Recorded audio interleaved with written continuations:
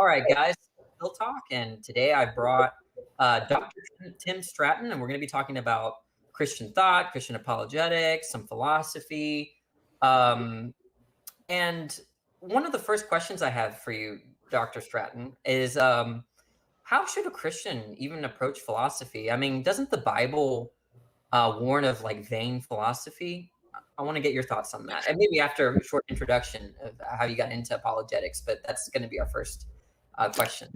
Yeah. Okay. So should I answer that question or give you say a little bit Give us a about? little intro to yourself, but then the kind of broad theme here is how does philosophy relate to Christianity? Yeah, you bet. Well, first, Danny, thank you so much for having me on your show. I'm really honored to have this invitation, and just with given our few minutes of conversation before we went live, I can tell you and I are going to become fast friends, even if we see things a little bit differently.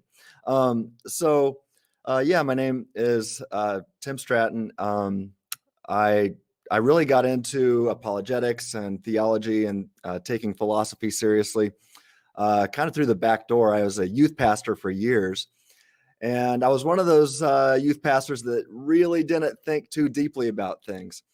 And I'd always say, hey, well, this is what the Bible says. You better believe it. And if not, you just need to believe harder, try harder and believe, have more faith, whatever.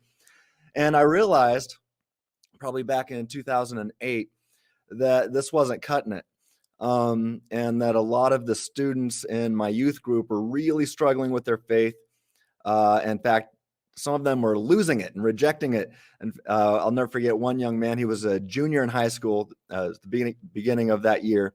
He'd been in my Bible study for the previous 2 years since he was a freshman. And he came up to me and said, Tim, I'm not coming back to youth group or your Bible study or church at all. I'm an atheist. I became an atheist over the summer.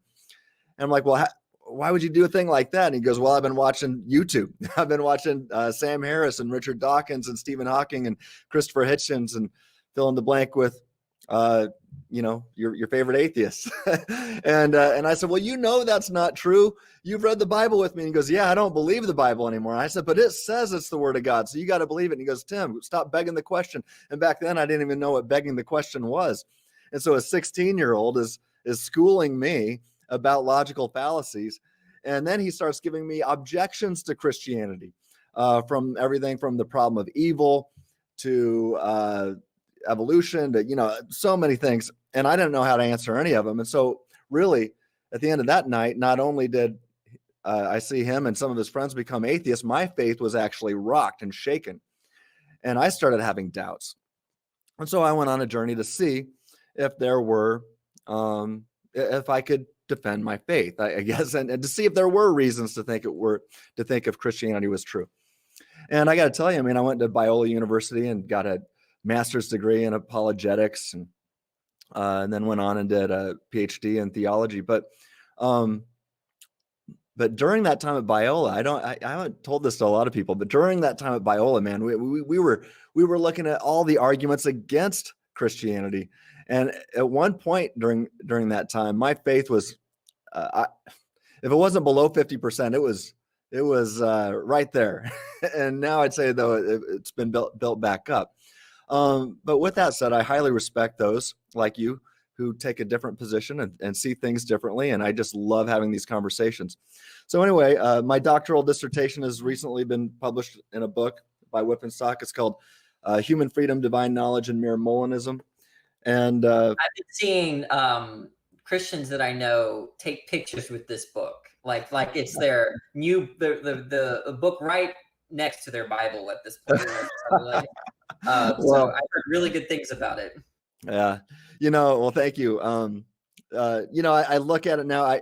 Just yesterday, I don't know how this happened, but one of the key quotes that I had in the historical section that I really thought was going to make my point. It was in my doctoral dissertation, but for some reason it didn't get transferred to the book. So there's just little things that I'm finding, some typos and missing block quotes and things like, not a lot, but just a handful that, during the second edition, those things have to be rectified. But anyway, I have a website called freethinkingministries.com. Also have a YouTube show. So people want to subscribe, go to YouTube, search for Freethinking Ministries and subscribe there. And we have a podcast called the Freethinking Podcast. But so I love talking about these things. And I take theology and philosophy very seriously. Now, you ask how a Christian should approach philosophy, especially since Paul warned us of vain philosophy, right? And that's Colossians 2:8. And you're exactly right. The Bible does warn us about being taken captive by the shallow philosophies, another interpretation says. But it seems to me that that's basically synonymous with illogical thinking. It seems to me that that's what Paul's saying. Don't be taken captive by bad thinking. And I don't think anybody would say that we ought to be taken captive by shallow thinking or bad thinking or incoherent ideas, right? Atheists and Christians should agree on that. So, in fact, I'd say that Paul, the Apostle Paul, implies that we ought to take our bad thinking captive in 2 Corinthians 10:5. And so, according to Paul, Christianity, I think, really comes down to the battle of the mind, which brings Romans 12:2 to mind, no pun intended. But that is to say that we are to take bad thinking captive before bad thinking takes us captive. So we got a 2 Corinthians 10:5 versus a Colossians 2:8 kind of thing going here. And so with that said, let's think about Paul. The same guy who issued that warning about shallow philosophy, he was a fantastic philosopher in his own right. He would basically rent out auditoriums or lecture halls or whatever to debate the Greek philosophers of the day. In fact, the Bible tells us that this was Paul's custom and tells us that some were persuaded. It doesn't say that everybody was persuaded, but it says that some were persuaded. And so, I think that's how we should take it today. Christians ought to have their feet wet when it comes to philosophy. We ought to take it seriously. And so I think the New Testament is pro-philosophy. And when you think about Jesus too, I think he was a good philosopher. I think he was a great philosopher. You look at all of his parables, those seem to me to be just fantastic thought experiments to try to show people ultimate reality and the way we ought to view things, ought to view the world. So, and that's New Testament. Think about the Old Testament. One of my favorite scriptures is found in the Old Testament, and it's usually the scripture that I like to sign off with my blog articles on my website, and that's Isaiah 1:18, which says, "Come, let us reason together, says the Lord."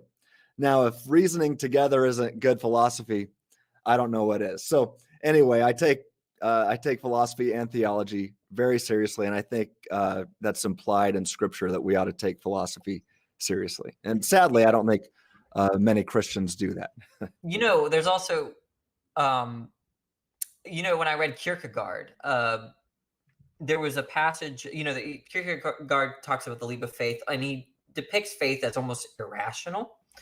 And he cites, Abraham as an example, that when Abraham heard the command of God, that it wasn't a matter of reason, it was a matter of leap of faith. But then I wrote a paper because I think in Hebrews 11, the last part of that chapter, it talks about how Abraham reasoned that, well, God could just bring him back from the dead, right? God could just do this and that. And there is this, I think the view is called fideism, right? That the view that like faith and reason are divorced and completely different categories. And it always amuses me in the best way when a religious person or a Christian or a Muslim come to try to engage with analytic philosophy, right? And and it's actually, as you know, had such an impact on analytic philosophy. Some of the greatest philosophers of this current time, right, are Christians, like Plantinga, Alvin Plantinga, right, respected by atheists, and Peter Van den Wagen, Richard Swinburne. These are huge icons now, right? And they're motivated by their faith, right? And I love that, right? And it's rippled, towards I don't want to say, non philosophy of religion topics and domains in philosophy. There's a lot of influence. So no, I think that definitely if one is a Christian, that that philosophy is actually something that you could definitely more than approach. You can contribute to the whole domain Yeah, as like these people did. But now you said you got your PhD in theology. So that's right. people, what do you think is the relationship between? So we talk about Christianity and philosophy, right? What about the relationship between theology and philosophy? Do you think theology is just a kind of branch of philosophy, or do you think theology kind of uses philosophy? What do you have to say about that? That's a really good question. And so since I've already referenced scripture, since I'm going to be balanced here, let me reference an atheist who I respect. You got to give credit where credit is due. And I think Dan Dennett once said something that really got my attention. And now to put this in context, I believe he was referring to some of his fellow atheists who are also scientists who are disregarding the need for philosophy. And before we went live, I was telling you about one of my friends who's an atheist scientist. He's a biology professor at the local university here. And he and I are good friends. But whenever he and I get together and I start throwing some philosophical arguments at him, or whatever, he's just like, oh, well, that's philosophical flim flam. That's his words. Because we don't need philosophy. In fact, he's told me, and he's made this public, that his belief is that science is the only way to know.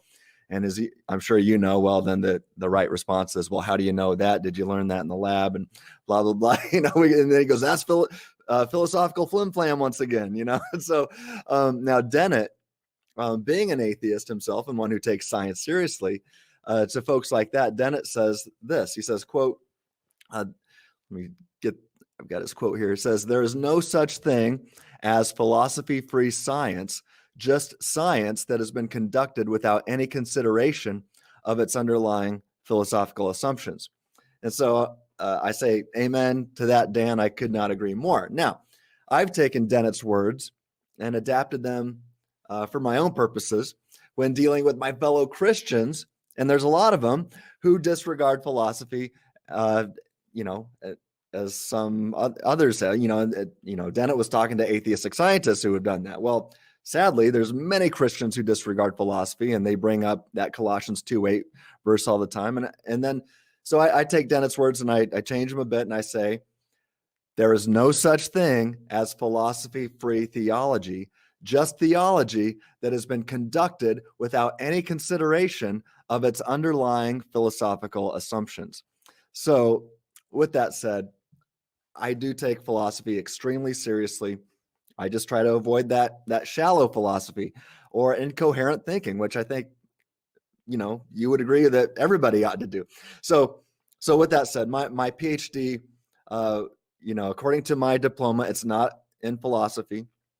I have a master's degree in apologetics. I can't talk. Apologetics, which is, you can't do that apart from, it's filled with philosophy, but technically I'm not a philosopher there. And then my PhD is in theology. Now it is systematic theology, so it's got to be logically coherent. My goal as a systematic theologian is to make sure that my theological belief system is all coherent. I can't have one belief over here and another belief over here that don't fit. I need to make sure all the puzzle pieces fit. I've got to try my best to make everything fit. And so I take the coherence of theism quite seriously. And so that requires logic, which is part of philosophy. So you can't, as soon as we say that Christianity is true or that the Bible is true, what do you mean by truth? Well, now you start getting into the laws of logic, and then you see that truth and logic are inextricably linked. You can't have one without the other. So just the mere fact, when somebody says that Christianity is true, well, then it seems that they are assuming the law of the excluded middle. When Jesus says, "I am the way, the truth, and the life," okay, is that statement true or is it false? It's we're to logic now, and now we're into philosophy. So now with the coherence of theism in mind and systematic theology, if any part of my theological beliefs are mutually exclusive, or I see that they're contradicting each other,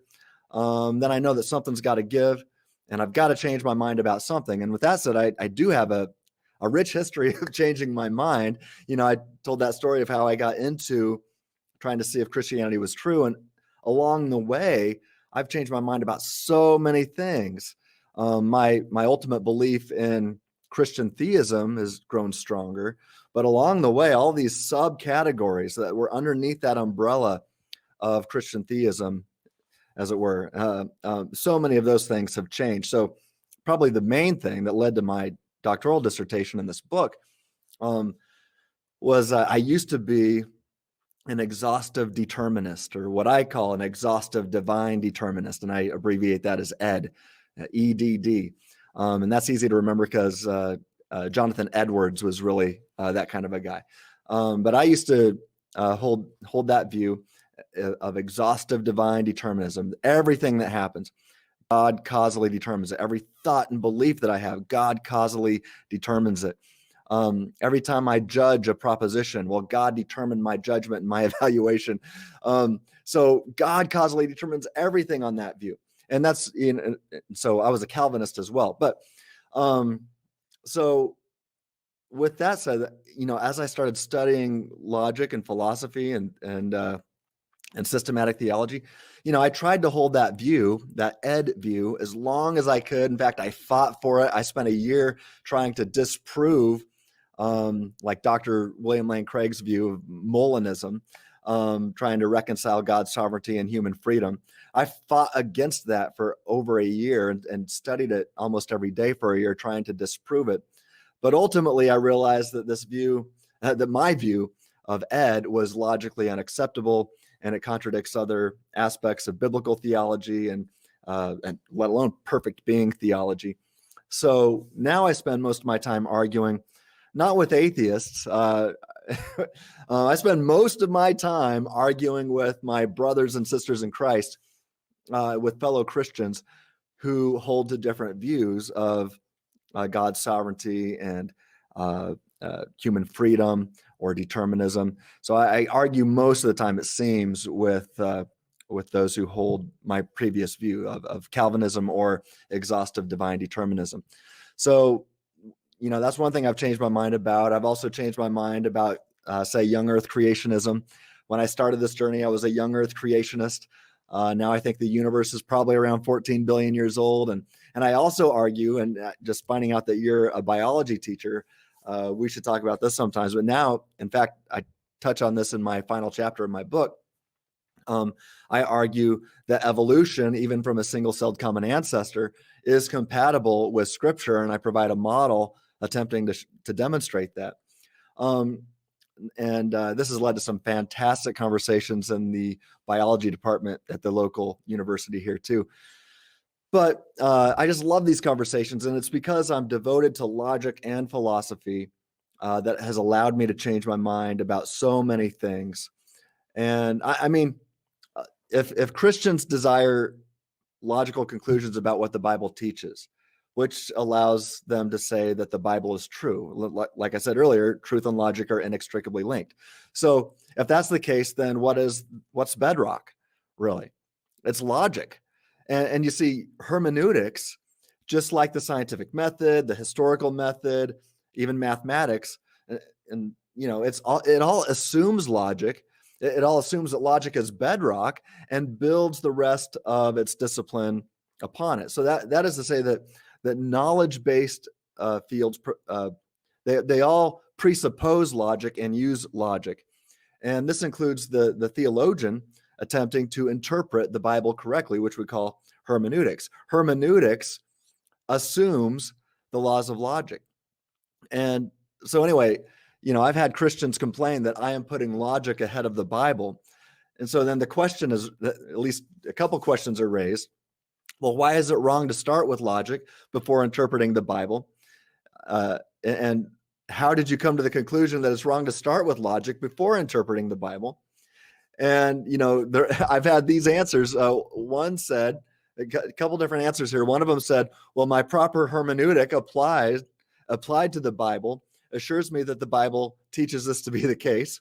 And the other person said, basically, I mean, didn't say these exact words, but basically this is what he said, or implied. And he could say it like this: I'm making an extra biblical and non-logical assumption. Okay, well, look, according to the first answer, since he's appealing to hermeneutics, and hermeneutics is based on the bedrock of logic, then he's uttering gibberish by ultimately appealing to the bedrock of logic to reject the bedrock of logic. And this is nonsense, and actually affirms my point that logic is bedrock. And then the second answer, if he says I'm making an extra biblical, non-logical assumption, well, then why should anybody take him seriously? It's not even from Scripture, which he says he's standing on. So all that to say, I probably went on a tirade there, but all of that is to say that logic is bedrock. I take that seriously. Philosophy is something that all Christians ought to take very seriously. But it's sad that not all, I would say that most Christians don't have their feet wet philosophically. I didn't, and I was a pastor, and that's horrible. I mean, if anybody, all pastors should, that's for sure. But look, and you made note of this. I contend that Christ followers ought to be at least trying to be the best logicians and philosophers in the world. That should be the goal. And we do have a rich history in the past few centuries of some awesome philosophers, and as you said, even some really good philosophers today. So the sad thing is today that seems to be a small percentage of Christianity at large. I wouldn't be so pessimistic. I mean, in the sense that, yeah, I think that the Christian community could get better with respect to engaging with philosophy. I have to say that the scientific community has dropped the ball as well. Okay, I really think they have. And so it's not just Christians. I think this is just a general. I mean, like, there are certain people that I've noticed, like mathematicians. If you talk to mathematicians about philosophy and logic, they're just like right there with you usually. Yeah. Like they start. They don't really start at the same place where like some kind of like biologist or chemist starts, Mm-hmm. right? They start more abstractly. And after all, you had people like Frege who thought that math and logic were like basically the same thing, that math was reducible to logic. And so, Yeah. but you have a lot of the scientific community that's kind of having this. If Christianity has an issue community-wise, I'm telling you, it's everywhere else in other domains, right? Right. So it's a general thing for me. Yeah. Nothing specific to one specific group. I think people would definitely benefit from philosophy. I think one time I heard Craig say something like, "Look, if you're a mathematician, you should do a little bit of philosophy of math. If you're a scientist, do a little bit of philosophy of science. If you study linguistics, you got to do a little philosophy of language, right? This is if you're a Christian, you got to do a little philosophy of religion, right?" Mm-hmm. And so I'm right there with you, and I think that everyone should be right there with you. But when it comes to one of the tendencies that I've realized is that when someone, especially an atheist or a Christian, first encounters these arguments, right?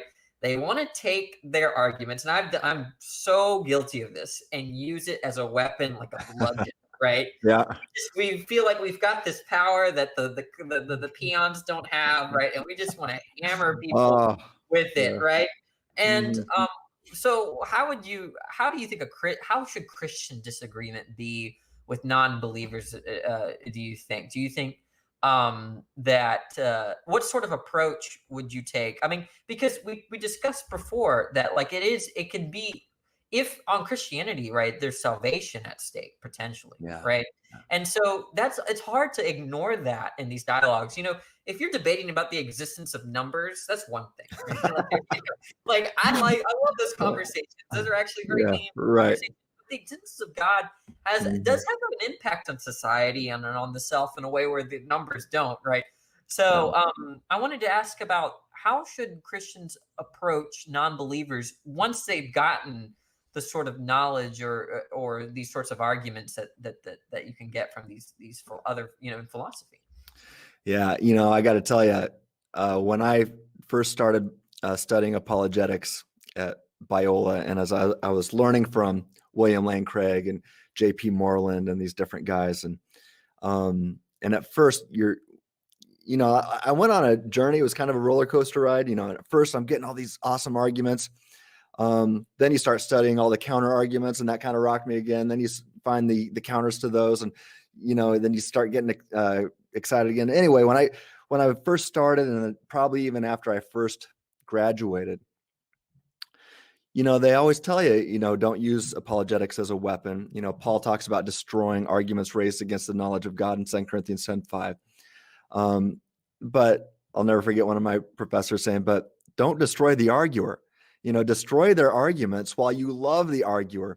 And you said, because salvation is on the line, well, why do you want the other person to believe like you do? Ultimately, is it to make you feel better, or is it because you love that person and you desire the best for them? And so really, if you love that person, if you're a Christ follower and you believe that the purpose of life, the reason why we exist, is to love God and love others, everybody from your neighbors to your enemies.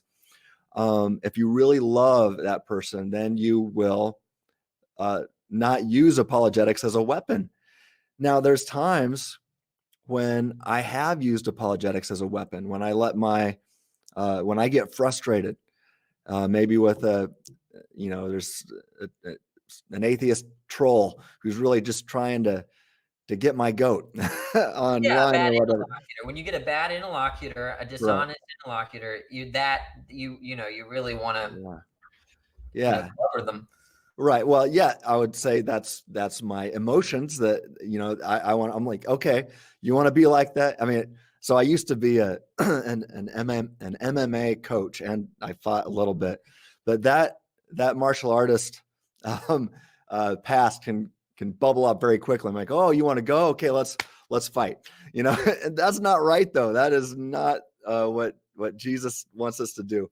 He wants you to love. He wants you to speak the truth and love. So now look, it's not just Christians that do that. I mean, I know, some people are like, oh, you're just an apologist. Well, anytime you think a view is true, and then you offer reasons or arguments as to why you think that view is true, then you're an apologist. Apologetics is just from the Greek word apologia, which just means to provide a reason or to provide a defense for something. And so there's atheist apologists, there's Christian apologists, there's Muslim apologists. As soon as you start saying, no, my view is true because of X, Y, and Z, now you're an apologist, or at least that's how I see it. But Christians do have a tendency, once they first they jump into these apologetics waters, to start, launching their torpedoes in these waters and to win fights. And really, that's why I got into it in the first place, is because I was so mad at the people that were coming after the kids in my youth group. I wanted to fight them. Right. But as I started studying it and really studying the theology behind it, I realized, man, I am called to love my interlocutor, not fight them. And so my heart started to change on that. And so I don't look to, I know that I have a tendency, I have my flesh oftentimes will want to fight, but that's not usually right.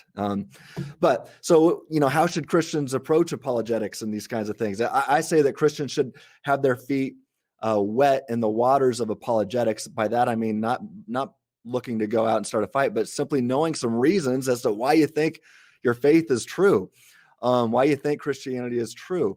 When I first got into it, I thought everybody needed to get into it. I dove into the waters and I thought, hey, everybody jump into these deep waters with me. But I realized, it didn't take long to realize, especially when my wife and son started pushing back a little bit, like, hey, we don't want to be deep sea divers. We're fine in the baby pool. So I'm like, all right, that's cool. But some are wired to dive into those deep waters. But nevertheless, the Bible does seem to tell Christ followers that we ought to know some good reasons, and reasons that we can share with others about why we have that hope within us. And so I'm sure you're aware of 2 Peter 3:15. It says, but in your hearts honor Christ the Lord as holy, always being prepared to make a defense to anyone who asks you for a reason for the hope that's in you, yet do this with gentleness and respect. And so with that said, Christians ought to know some of these reasons, but I don't think that all Christ followers are called to be the next William Lane Craig or even to do apologetics like I do. But I think all Christians need to get their feet wet. And I would say the same thing for atheists. And you do this, you have reasons for why you think atheism is true. Well, then you share these with each other. And when we can do that in a gentle and respectful way with each other, when we're both loving each other, we're both working toward truth together. And we both think we have truth. But when we're both working together in a gentle and respectful way, it's fun. And I always say then you're in a win-win situation, because I was joking with somebody the other day. They said, well, Tim, you never lose this was in regards to debating Calvinists. But somebody said, well, Tim, you never lose a theological debate. And I said, well, I never lose a debate. He said, you never lose a debate, because even if you do, you've got martial arts and you can always, kick them in the face and win that way or whatever. And I said, no, look, I never lose a debate, because I either win and prove my point or I change my mind. And if you're dedicated to truth, no matter what, then you're always in a win-win situation. So I actually love changing my mind if I find good reason to do so. So anyway, a lot of people, especially when they first get into apologetics and interacting with non-believers, don't understand that. I didn't when I first got into it, but my heart has been changed in that process. Bottom line, always doing it with gentleness and respect. I fail. I know I fail at that. I don't do the always, but that's the goal. And I know that that's what I'm shooting for. But really, truth and love, gentleness and grace, giving reasons and arguments with gentleness and respect. Those kinds of things aren't mutually exclusive. You can have 100% of love and 100% of truth.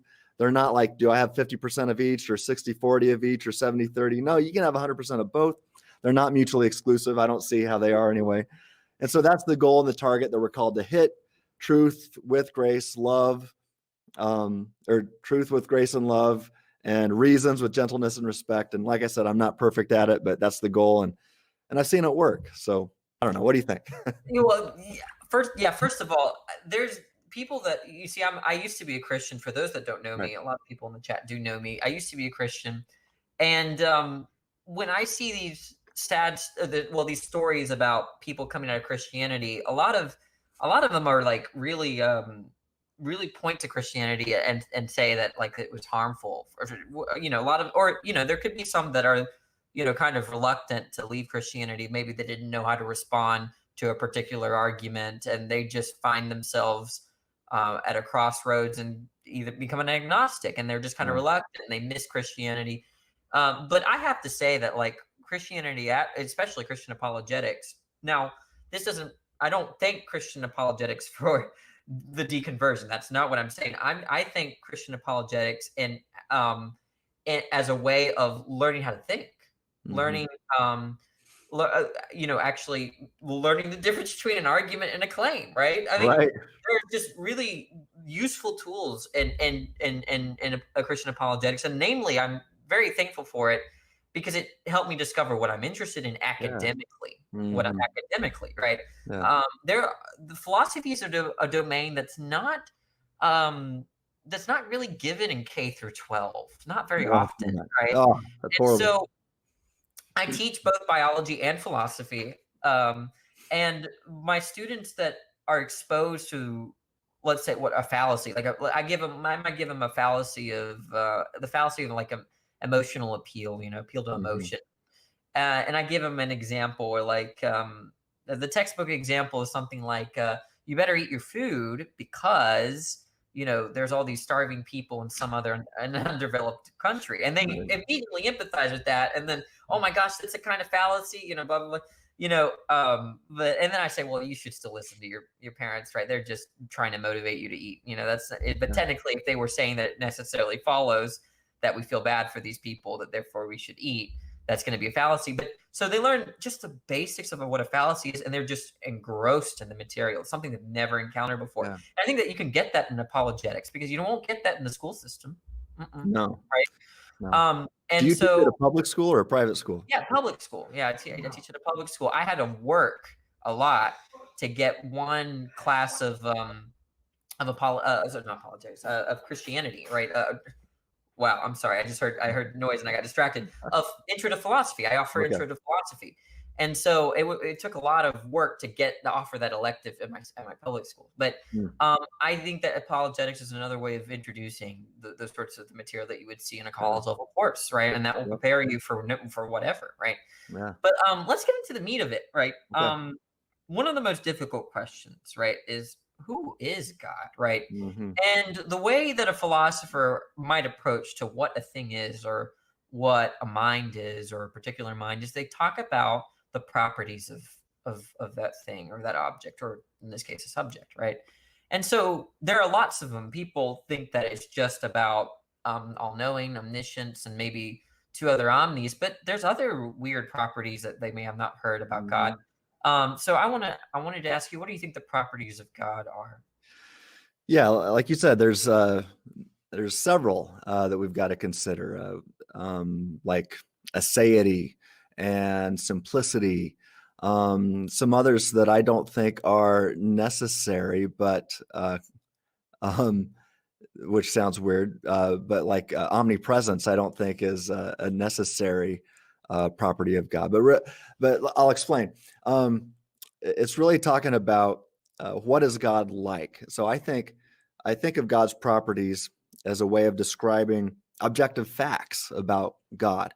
And so I typically like to look at three. This is what I refer to as the big three. I spill a lot of ink on this in my book. But the big three are omnipotence, omniscience, and omnibenevolence. So omniscience, or let's start with omnipotence. Omnipotence means that you got to define these things carefully too, right? So omnipotence is God can do all things logically possible. So when somebody says, "Oh, well, can he create a married bachelor?" Well, a married bachelor is logically impossible. God can do all things logically possible. Um, you know, yeah, let me jump to the next one now. Omniscience. God is all-knowing, is what that one means. So I define that as God knows the truth value to all well-defined propositions, or all clear and well-defined propositions. Yeah, then the next one is omnibenevolence, and I define that as God loves and desires the best for all people. And so now sometimes atheists will, like with the problem of evil, they'll say, okay, Christianity, look, you can't logically affirm all of these. And look, if you're going to say that God's omnipotent, then he can save everybody. And if you're going to say that God's omniscient, then he knows how to use his power to get everybody that irresistible grace so that everybody's saved. And if he's omnibenevolent, then he would want to save everybody. But look, you've got this thing called hell. And so not everybody is saved. So which one isn't he? Is he not omnipotent? Is he not omniscient? Is he not omnibenevolent? Pick one or all three. But man, as soon as you start saying that God's not one of these three, now God's no longer a maximally great being. And isn't that the definition of God? Well, if God's not a maximally great being, and that's the definition of God, well, now God doesn't even exist. You know, the arguments are different. There's many different forms of the problem of evil. That's one of them. And now I take that, and I think there's some truth, as it were, to this approach anyway. And I use this, and Like I say, there's a prima facie problem, like an at a glance problem, maybe is what you might say. well, yeah, right. Now, I do think that many Christians have this problem, and I spend a lot of time in this book showing that most Christians have a real problem with that argument, and that there's only a few Christians who can actually provide a good answer, a good response to it. And I think that's the Christians who are known as Molinists.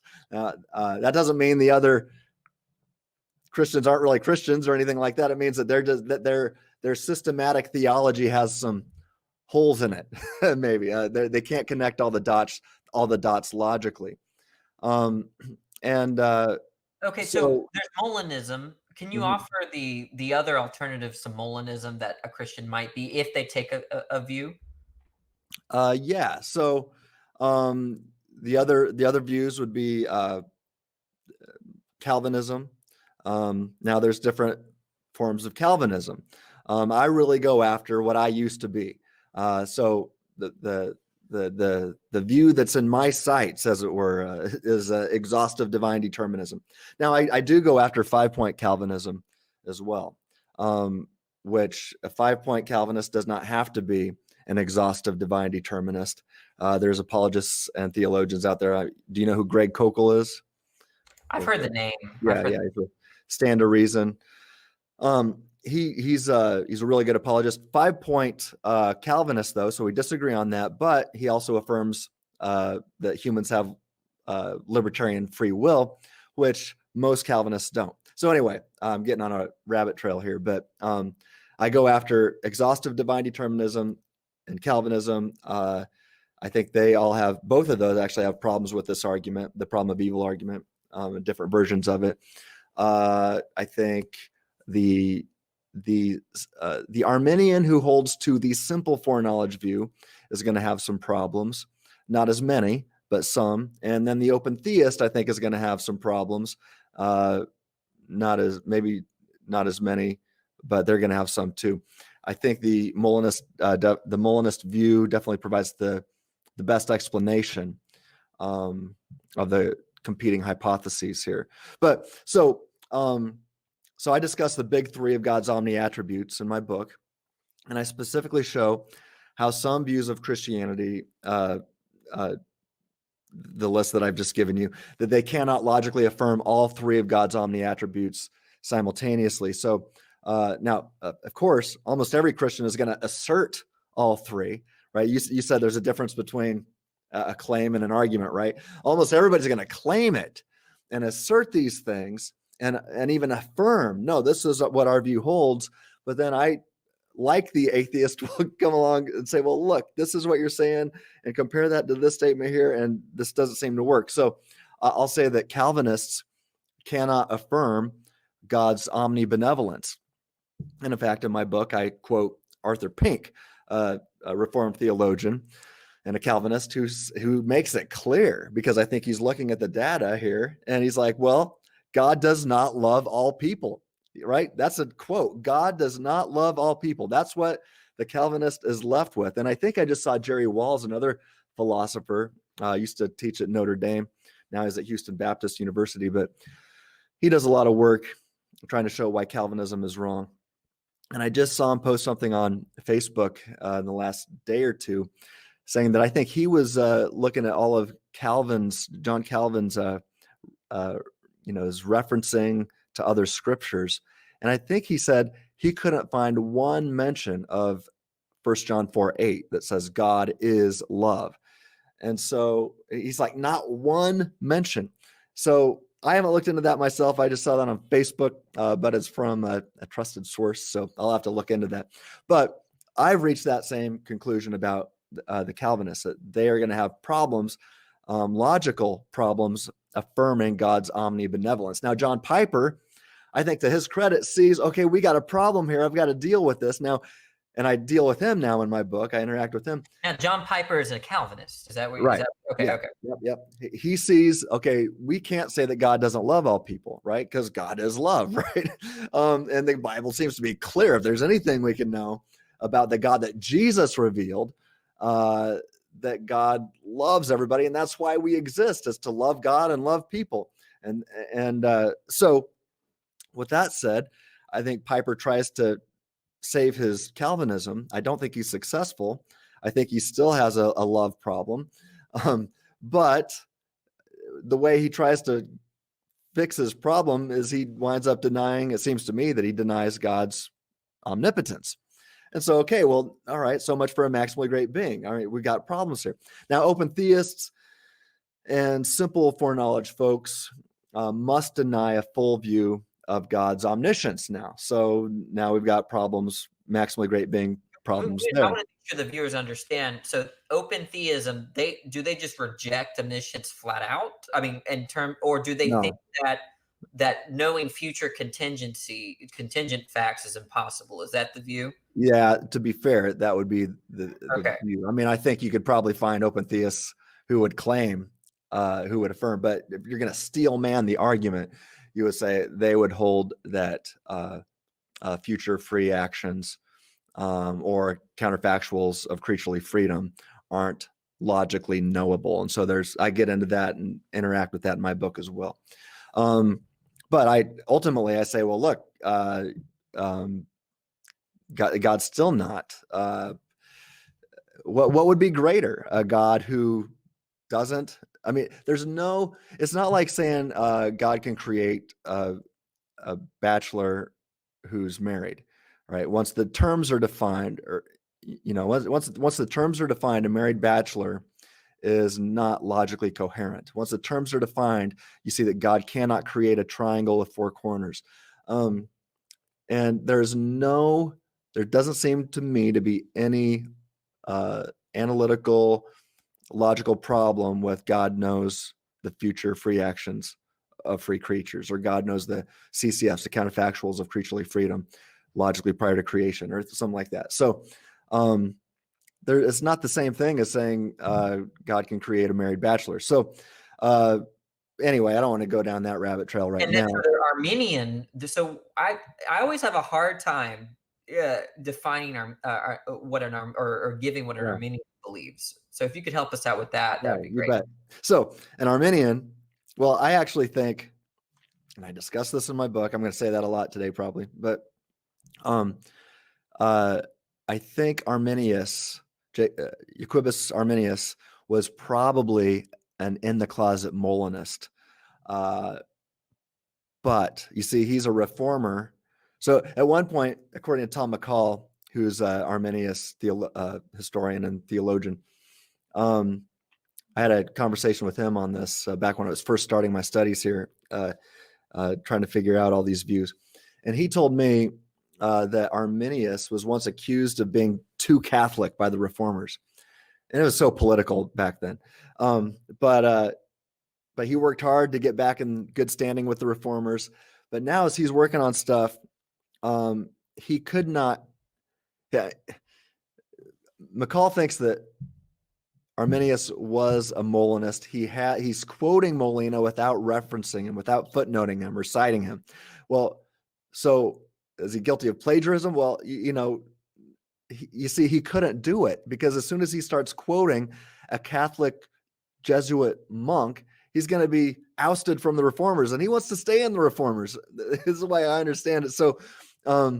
So he believes that Arminius actually was a Molinist, and he quotes Molina a couple times. Now, Molina is a Spanish Jesuit monk, right? Spanish, so he's from Spain, and Arminius he actually quotes him. They found his books in his library, so there's not much of a debate there. But the big question now is, did Arminius understand Molina? He does, I think, reference middle knowledge, which is central to Molina's theology and philosophy here. But now my colleague Kirk McGregor, who I think is one of the leading Molinist scholars in the world today, does not think that Arminius was a Molinist. He does not think he understood it enough to be called a Molinist. So anyway, there's a debate among scholars here if Arminius was a Molinist or not. I'm open to him being an in the closet Molinist, as it were. Now, the Arminians, however, I don't think they understood what Arminius was trying to teach them. And so then as they go on, as they are interacting with the Synod of Dort, which is a huge political mess. And this is where we get 5-point Calvinism from, the tulip, as it were. And Molinism is not even on the radar screen here. I don't think middle knowledge is ever brought up. And so I just think, man, if Molina would have been alive to defend his views during Dort, things would be way different today. But I'm kind of glad it didn't go down that way, because that leaves so much room to have so many fun conversations like this. So anyway, an Arminian can affirm Molinism, and I think they should, but there's some who, I'm trying to think of one professor in particular. What's his name? He's a friend of mine, and I can't think of it. It'll come to me later. But he would be an Arminian who holds to the simple foreknowledge view and only foreknowledge, not middle knowledge. And if there's no middle knowledge, there's no Molinism. And middle knowledge is simply God's knowledge of, roughly God's knowledge of how free creatures would freely choose if he were to create free creatures, and even if he never did. So that's rough. But then some will say that God can't know that stuff. So that's where the debate's at. But just very quickly, well, I guess I'll just leave it there. Okay. Before we continue, someone was interested. So you already got someone to to pay for getting your book or purchase your book. But they're wondering, where is Amazon a good source? Or okay. Yeah, so Amazon's it's only $9.99 on Kindle. Okay. Yeah. So and in your book, do you distinguish these views, or do you just kind of go over other issues with respect to human freedom and divine foreknowledge? Yeah. Like, well, I read about Calvinism and Arminianism. Okay, yeah. awesome. Yeah. A whole chapter is devoted to Calvin. A whole chapter is devoted to Arminius. A whole chapter is devoted to Molina. In fact, I'd say close to half the book is devoted to a historical survey from everybody from Augustine to Aquinas to Luther and Calvin to Arminius to the Synod of Dort to Jonathan Edwards, then to Molina. And then I shift from history to philosophical arguments, to theological arguments and biblical arguments, and then ultimately get us into apologetics. So, but yeah, I do interact with the open theists' claims and objections. I'd say if I had a main target, though, I'm going after exhaustive divine determinism and Calvinism in general. Yeah, you don't really hear. I don't meet a lot of open theists, and I think the average Christian might just have like a simple, like the simple foreknowledge, or how did you refer it? It seems like that's like almost like the default view, right? People don't think in terms of middle knowledge when they think about God's knowledge. Yeah, here's an easy way to remember it. I talk about God knows all that could, would, and will. So could, would, and will, and these modal concepts are different here. So I say that logically prior to creation, a maximally great being who's omnipotent and omniscient would know everything that he could do, everything that God could make actual, right? So if a maximally great being exists, which is, I take it to be the definition of God, maximally great being. If a maximally great being exists, he's omnipotent. So he's got the power to do all kinds of things. And if he's omniscient, he knows exactly what he could do. And surely he doesn't do everything he could do. So God has the knowledge of everything he could accomplish. Given that he's omniscient, logically prior to creation, he also knows everything that would happen based on everything he could do. So the question is raised, does God have the power, does an omnipotent God have the power to create a libertarian free creature? That is a creature that he does not always causally determine. Well, that seems to be pretty clear. Yeah, an omnipotent God would create the power, or would have the power to create a free being in the libertarian sense. And so then, if he is omniscient prior to creation, he would also know how that free creature would freely choose if he were to create a creature in a freedom permitting circumstance, if he creates that creature or not. So you could be a determinist, a divine determinist, and say, well, yeah, God does have the power to create a free creature, and God does know how that free creature would freely choose if he were to create him, but he never did. Okay, well, that's great. Now you've still got middle knowledge there. So middle knowledge is God's knowledge of the would. So natural knowledge is God's knowledge of the could. Middle knowledge is of the would. Then God creates.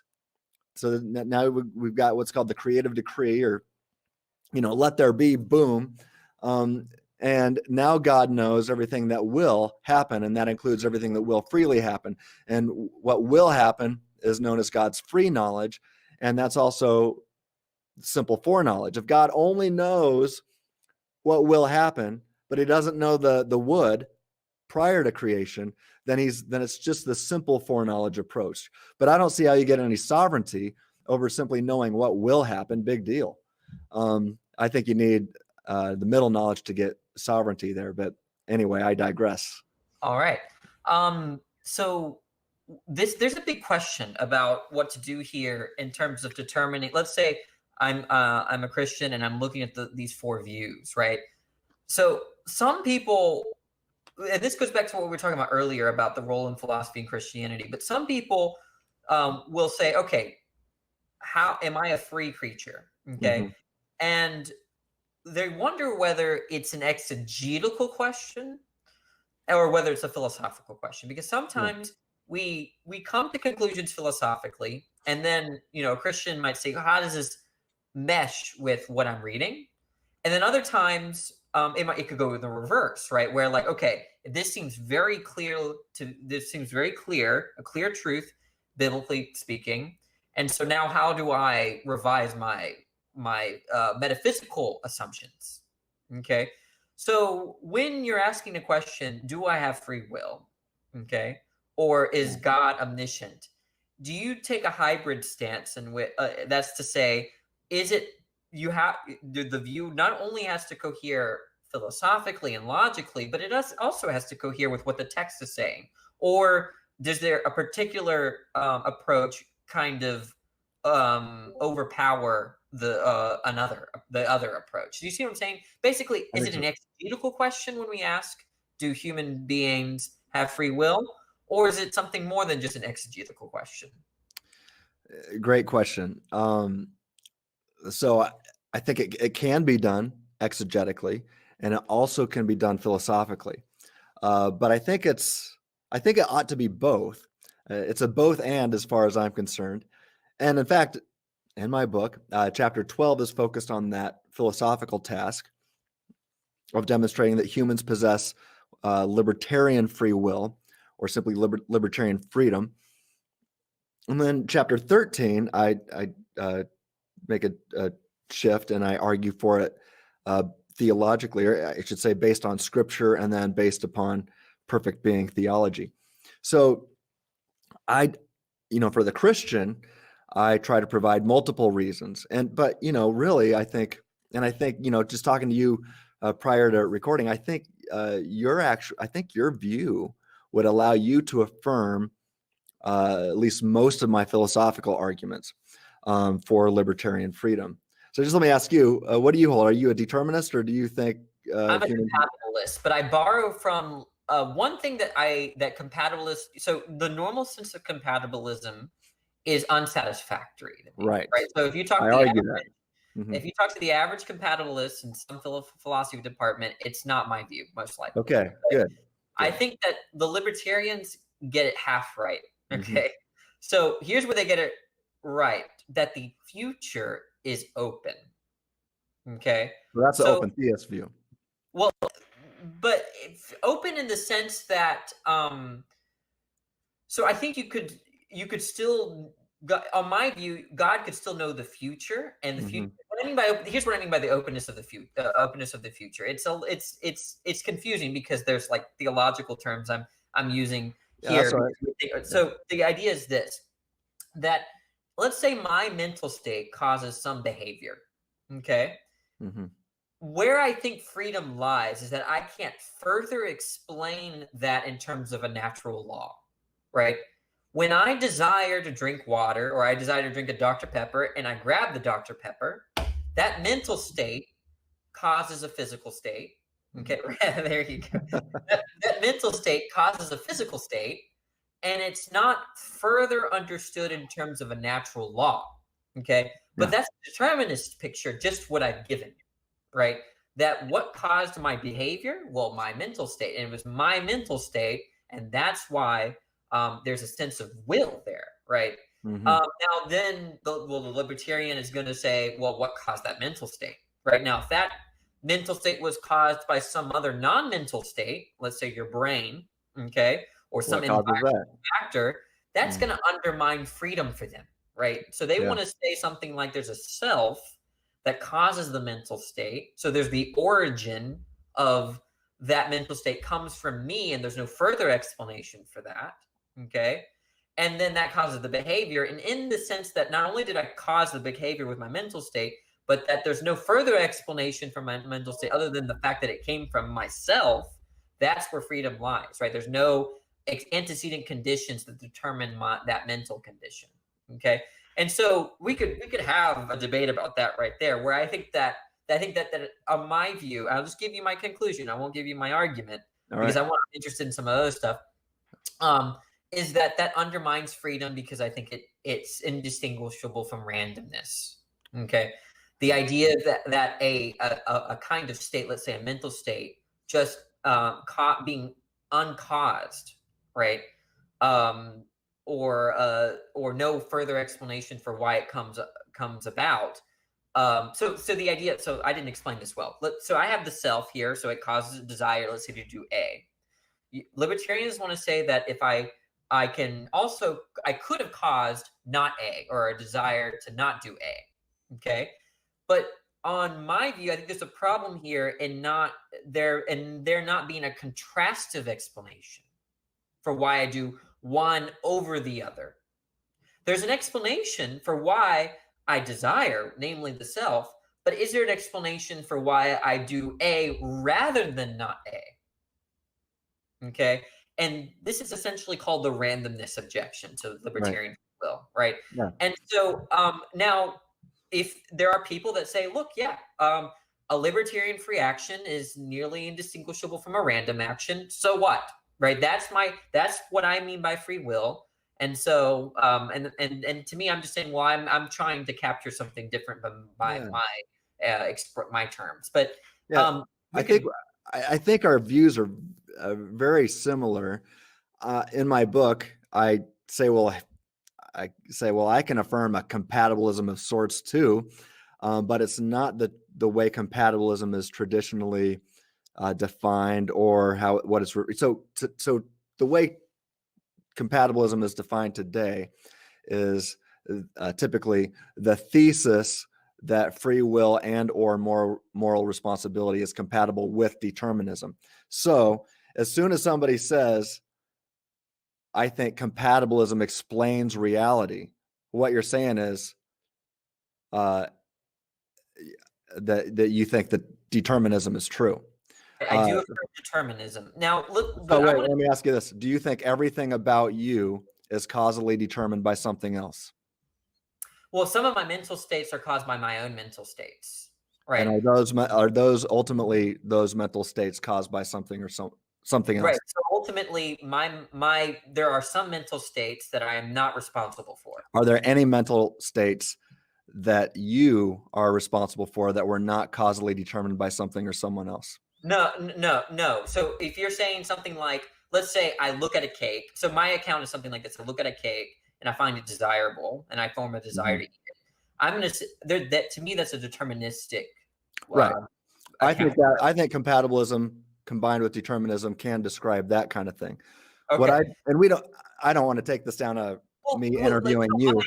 let's just start with what we agree on. Here's Yeah. what we agree: Okay. that if there's some further explanation for other than my desire to eat the cake, like some natural law, well, then I don't. It's not really the desire that explains me eating the cake. It's the natural laws, Right. right?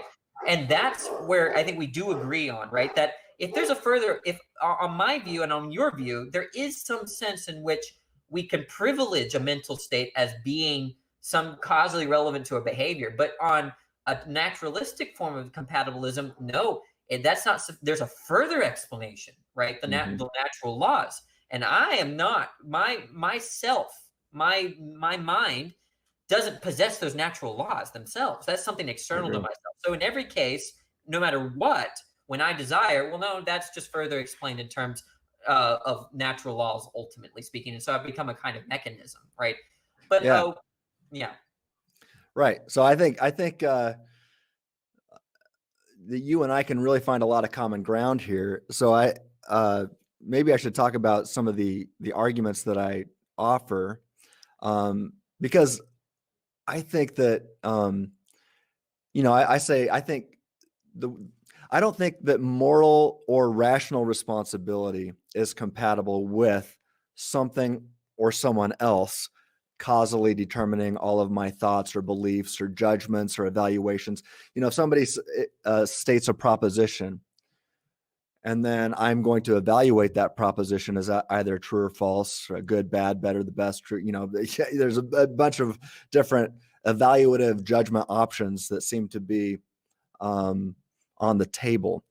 But if somebody says, proposition X, and now I get to judge or evaluate that.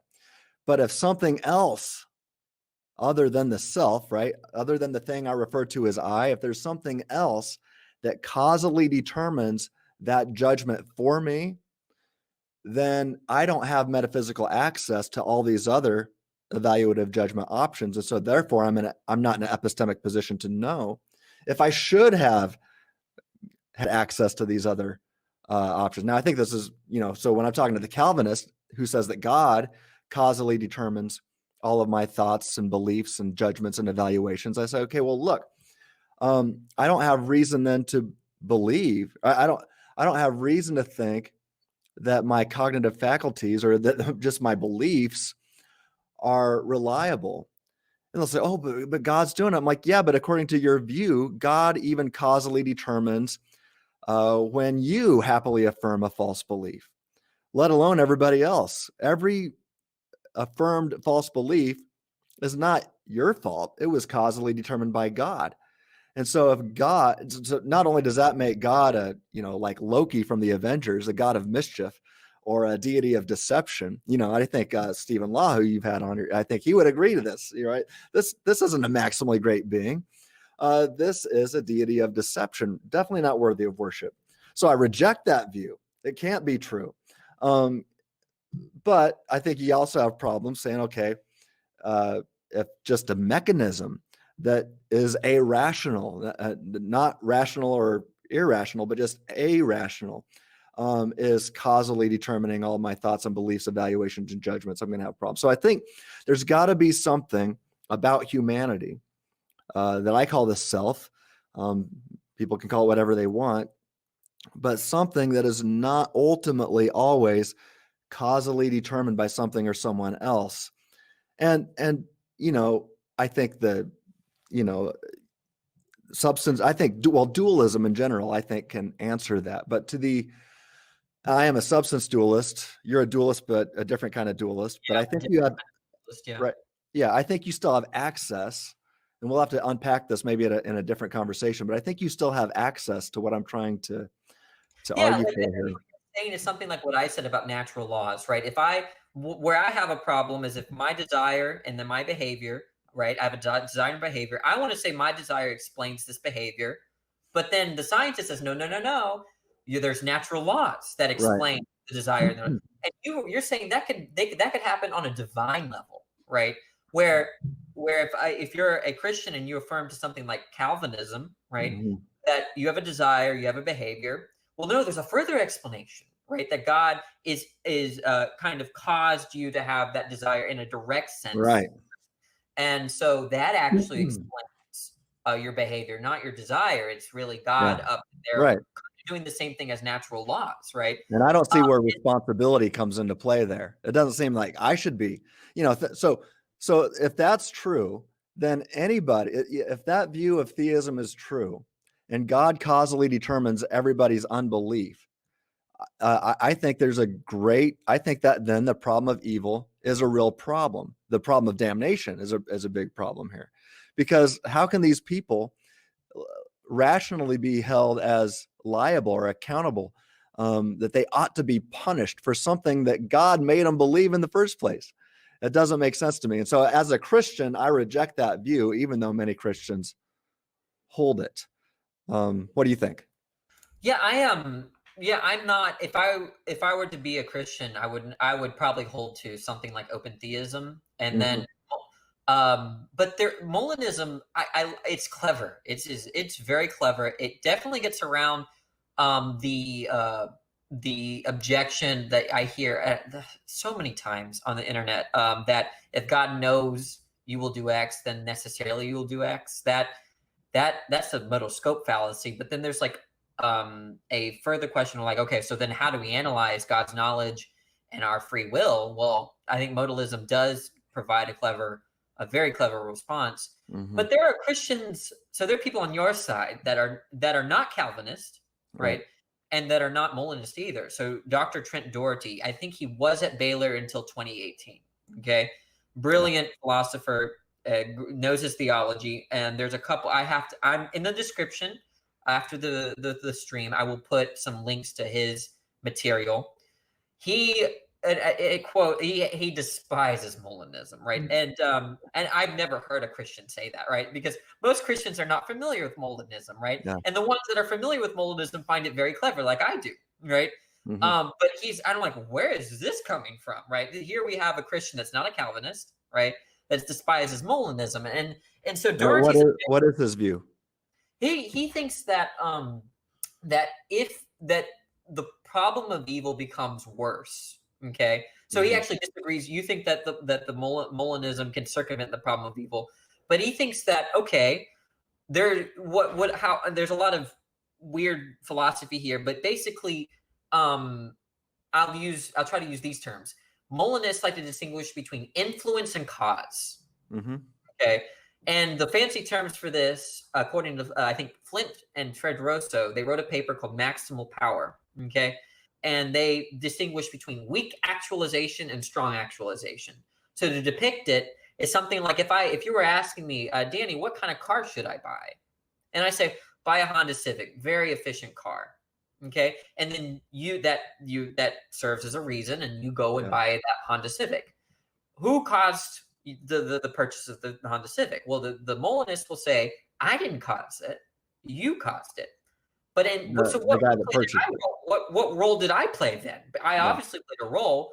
So they Hmm. would say, well, you weakly actualized it, you influenced him, right? But you didn't Right. cause him to do it. Okay. So Doherty and others think that, well, okay, let's just use this word influence. Why couldn't God influence the world in a way where all these ills of society and sin weren't in place? So they think that, okay, we'll just use this notion of weak actualization and influence, and we'll just repeat the problem of evil, but instead of using cause, we'll just use the word influence. Okay, Yeah. so that's Doherty's objection, more or less. Those weren't his exact words. The only thing I've actually quoted him on was that he does not like it. But like I said, I will link the video that I saw to the description of the video, and y'all can hear him really kind of um, give it more in a robust, systematic way. So what is his view though? Is he an Arminian or an open theist or You what know is what? he? That's a good question. I wish I Hmm. knew.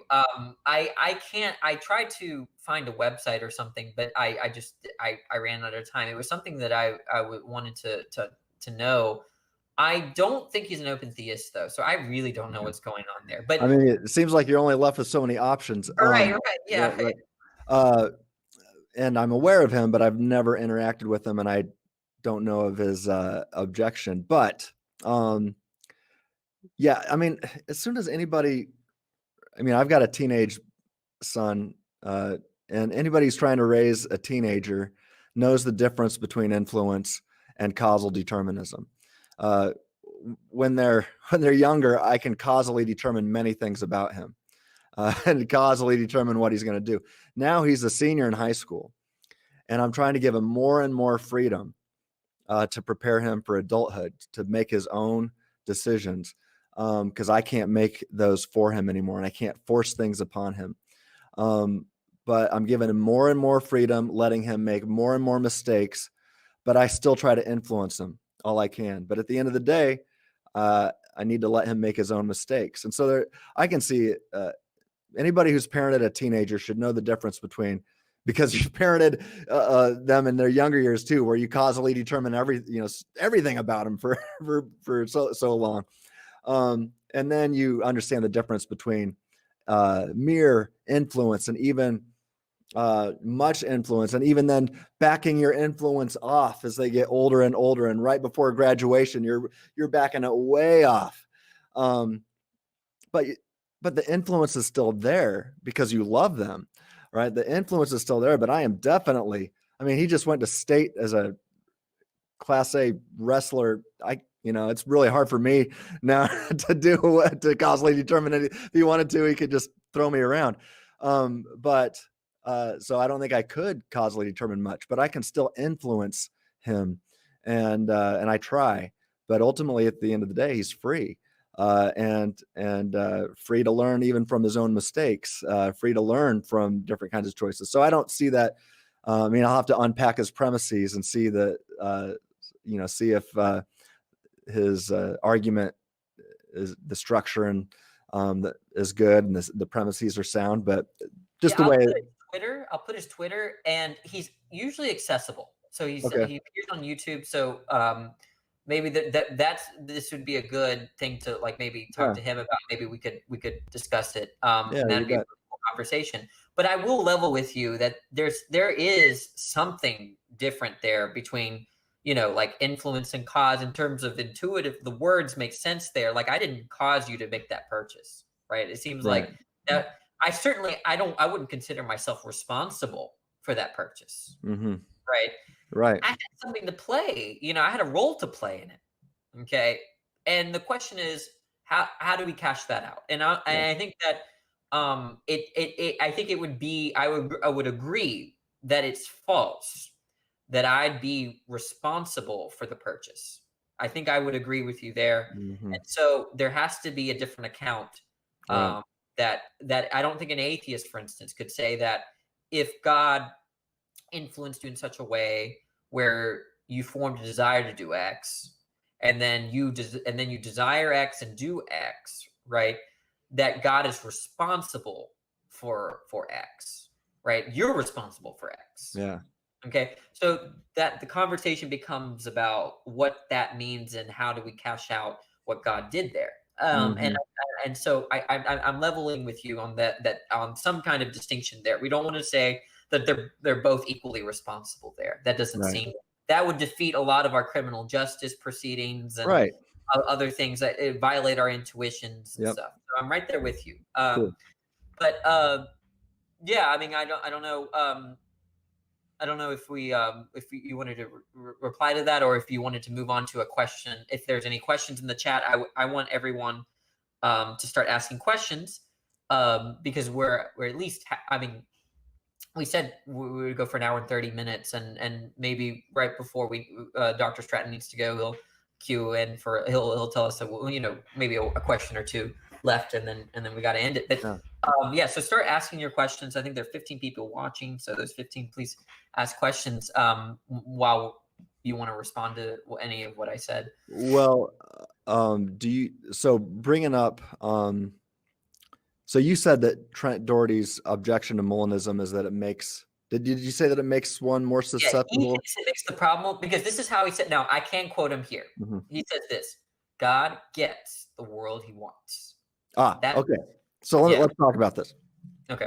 I do think that God got the world he wants. Now, could he have a world with no pain, evil, and suffering, where everybody's nice and loves, or I should say, where nobody treats anybody bad anytime? Could God do that? He could causally determine that and make it happen. But that's not what he wants. He wants a world of love. God is love, after all, 1 John 4:8. And so he desires to create creatures who can have a true love relationship with him. As I argue in my book, for true love to be possible, remember, since God can't do the logically impossible, he's got to create creatures with libertarian freedom to reject God's love and commands or not. And I believe that God wanted a world full of love, and because of that, he created a world full of libertarianly free creatures who were then free to make mistakes. Now, I want my son to never make mistakes, right? I want him to live a good life and to not sin. And not do the things that most rebellious teenagers do. Don't want him to make the same kinds of sins and mistakes that I did when I was a teenager.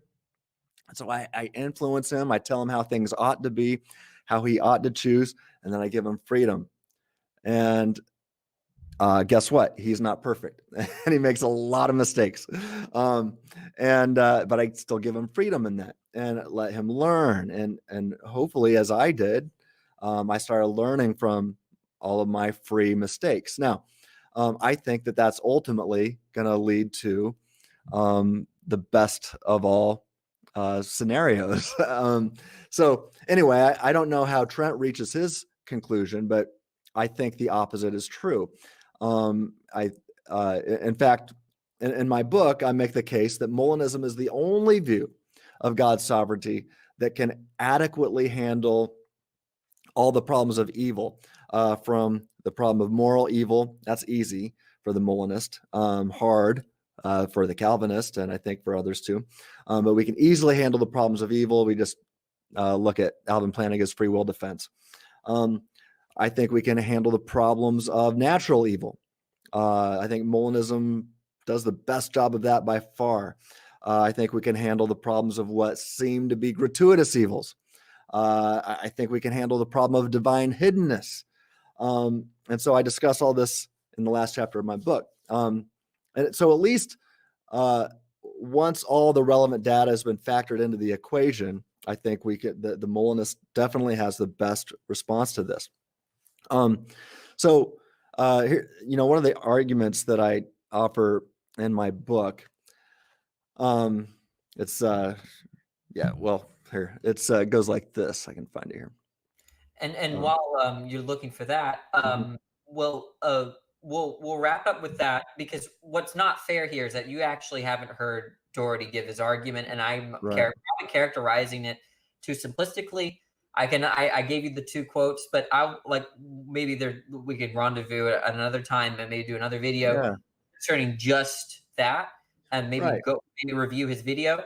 But just for the viewers, he has not seen Doherty's objection. So it's hard to respond to an objection that you're not fairly familiar with. Right? All I'm going to do is give you my argument. So I don't know what his is. I'm just going to give you mine, and maybe you might see something like, oh, I think this premise is wrong because of what he said here, but I don't know.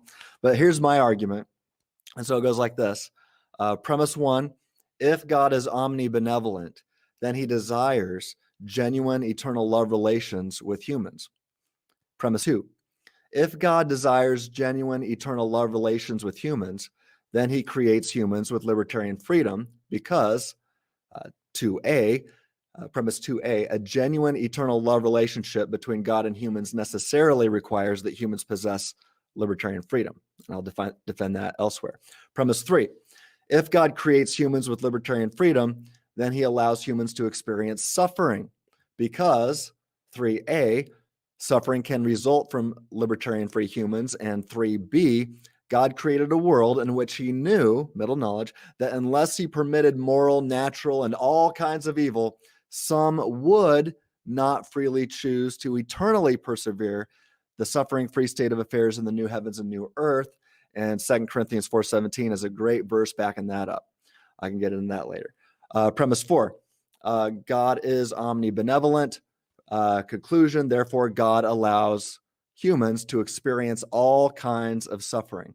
So it seems to me, and as I noted in my book, that this syllogism makes use of all three of the essential ingredients of what I call the soteriological view of Molinism. And I point out that no other competing view of God's sovereignty has logical access to that specific argument. So, that's where, at least prima facie, I'm going to disagree with somebody who claims otherwise, but I'm always willing to consider their argument. All right. Now you could elaborate, or do you want to go to the questions? There are a lot of questions. It's up to you. Okay. Well, there's a lot of questions. So let's address some of them. Okay. So the first thing is what you said earlier in the beginning, and maybe I don't know if you meant it, or if you did, it's fine. But Nick says, why do you consider divine simplicity an essential attribute of God? Well, divine simplicity is actually is an attribute that's debated. So I affirm the simplicity of God, but then the Thomist is going to say no, I don't, because many of them, I know Thomists who are also Molinists. So anyway, I'm going down another rabbit trail, but what I think simplicity means is that God is simple in the fact that he's not composed of parts. Now, different Christians will look at that and say, "Oh, well, what what about metaphysical parts?" Okay, well, what do you mean by that? So what I mean by simplicity is probably different than what others mean by it. When I use the word simple, I mean that God is not composed. Is definitely not composed of physical parts because he's the creator of all physical. So that's what I mean by it. He's an immaterial being. He's not a complex. It's not like he's a well-oiled machine, as it were. He doesn't have those kinds of parts and cogs and gears and or anything like that. He's an immaterial substance, and that's to me seems pretty simple. That I think doesn't mean the part of the question, because there's a notion of divine simplicity that's unique to a lot of Catholic doctrine. I think you mentioned Thomism, which is I thought it was something like that God's attributes are all the same, like, or something like that. That his love is okay. That's not you're referring to the fact that, like, God is not like a water molecule in the sense that he's composed of different parts of that that bring together a whole. Okay. Yeah, I don't like that view. That doesn't make sense to me. I just yesterday I was having a conversation with a good friend of mine who's a Thomist and a Molinist, and so he's got ways of trying to cash that out. But when they start saying that all the attributes are the same, that doesn't make sense to me. Okay, so the next question is, do you have a particular view of the Trinity? There are lots of views of the Trinity, so someone was wondering whether you had a particular view. I do believe that God is one substance with three sets of cognitive faculties. If I'd like, that's how I would. So I would say, as a substance dualist, I think that I'm a soul with a body, and my soul has one set of cognitive faculties. And I say that God is. So I'll say that my soul is one spiritual substance, as it were, not a physical substance. So it's a spiritual substance with one set of cognitive faculties, and that God is one spiritual substance with three sets of cognitive faculties. And I say, what's the big deal? Next question. So we're gonna get through these pretty fast. Can anything happen outside of God's foreknowledge?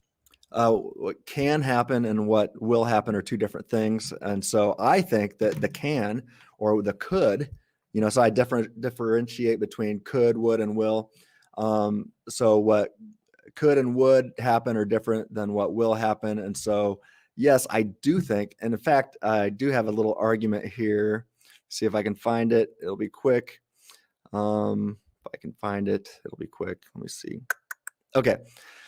So a lot of people think, hey, if you can't trick God, if you can't do other than what God knows, then you're not free. And I would just say, hey, that's not the definition of libertarian freedom. The definitions of libertarian freedom are either that something or someone else does not causally determine everything about you. If it's ever true that when you choose or act or do anything, if that's not causally determined by something or someone else, then you're free in the libertarian sense. And then some would say that if you've ever got the ability to or the opportunity to exercise an ability to choose between or among a range of alternative options that are each compatible with your nature at the moment of choice, then you've got libertarian freedom. That's a nice fancy way of saying the ability to choose otherwise. If either of those are ever true, then you've got libertarian freedom. There's sometimes when I argue and I can't prove the ability to do otherwise, but I can show that it's got to be true that you weren't causally determined by something or someone else, then congratulations, you've got libertarian freedom. But sometimes I think I can show that you've actually got the ability to do otherwise when it comes to thinking and rationality. John Searle, an atheist, is big on this, and Evan Fales, another atheist. They make great arguments for this. They've influenced me a lot. so they're atheists who are also libertarians when it comes to rationality and reason-based knowledge and things like that. They'll say, if you don't have libertarian freedom to think, then you're not a free thinker. So much for that. For that, that's where I got Freethinking Ministries from, is because I was interacting with the local atheist group called the Freethinkers all the time. Anyway, let me just say this: God, if this is true, I'll give you three propositions. If it's true that God knows that Sally would freely choose X instead of not X, even though she could have chosen X, if he were to create her in a non-causal deterministic circumstance, we'll just call that non-causal deterministic circumstance C, right? So God knows how Sally would freely choose, or that she would freely choose X.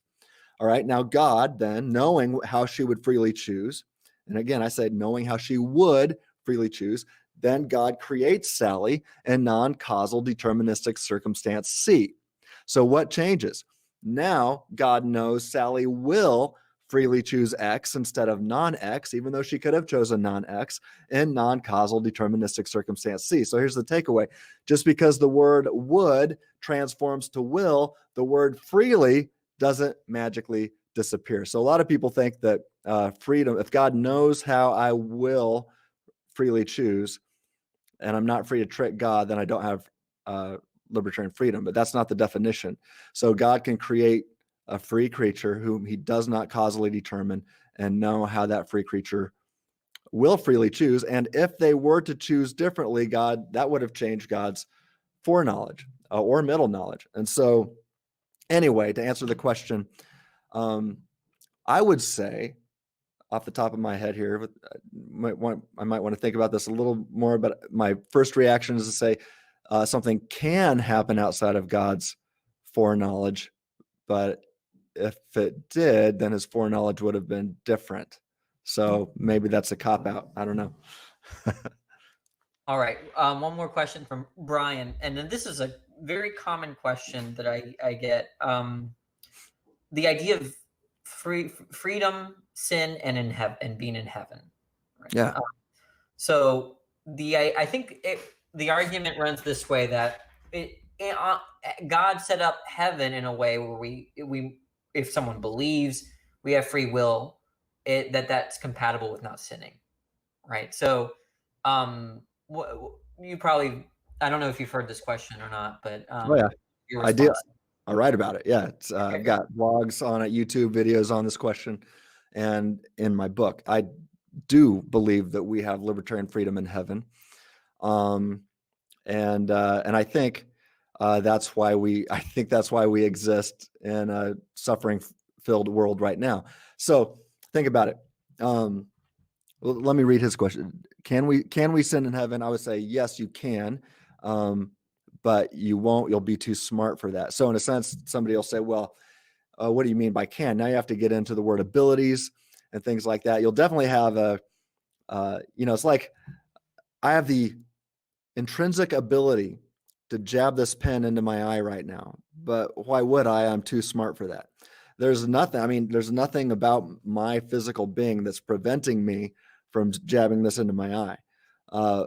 But why would I? I'm too smart for that. I've learned from pain and suffering what would happen. In fact, anyway, I think that this world prepares us for a perfect state of affairs. So you think about, if Christian theism is true, if biblical Christianity is true, then Adam and Eve and Satan and a third of all the angels were created in a perfect, suffering-free paradise in God's presence, and they all took it for granted and wrecked it. So when Paul says in 2 Corinthians 4:17, and Paul is being sarcastic here because elsewhere he gives an entire list of all of his suffering. So Paul knew what it was like to suffer, but Paul calls his long list of suffering a light momentary affliction. And he says that these light momentary afflictions, right, several decades of suffering on this rock, right, these light momentary afflictions prepare us for an eternal weight of glory beyond all comparison, right? So it's preparing us for eternity. Well, the question is raised, how exactly does pain, evil, and suffering, this long list of pain, evil, and suffering, and things that just aren't right about this place. How does that prepare us for heaven? Well, now think about it. If you die today and you open your eyes and you're with Jesus and you're in a perfect paradise and free from all pain, evil, and suffering, and you're like, now this is the way things ought to be. This is the way it ought to be. And that's how I define evil, actually, is the way things ought not be. All right. So now you're in heaven, or the new heavens, new earth, whatever it is. And you're like, this is the way things ought to be. Question: will you take that state of affairs for granted? Unlike Adam, Eve, Satan, and a third of all the angels. You see, they were created in a suffering-free state of affairs and took it for granted and wrecked it. We have learned how bad pain, evil, and suffering is here. Why it's stupid. I could say I've learned why it's stupid not to love all other people, from God, each person of the Trinity, to each person the Trinity's ever created, even those who consider me to be an enemy. I've learned that it's stupid not to love all people all the time. And so, because I've learned that, just like there's no way I would, even though I could, there's no way I would jab this pen into my eye. There's no way I would do that. And so in the same way, in heaven, even though you could jab a pen in somebody else's eye or your own, or you could sin, you never would, because you'll be too smart for that. So I think that that's what Paul is meaning here, is really no pain, no gain. Paul is basically the first one to say that.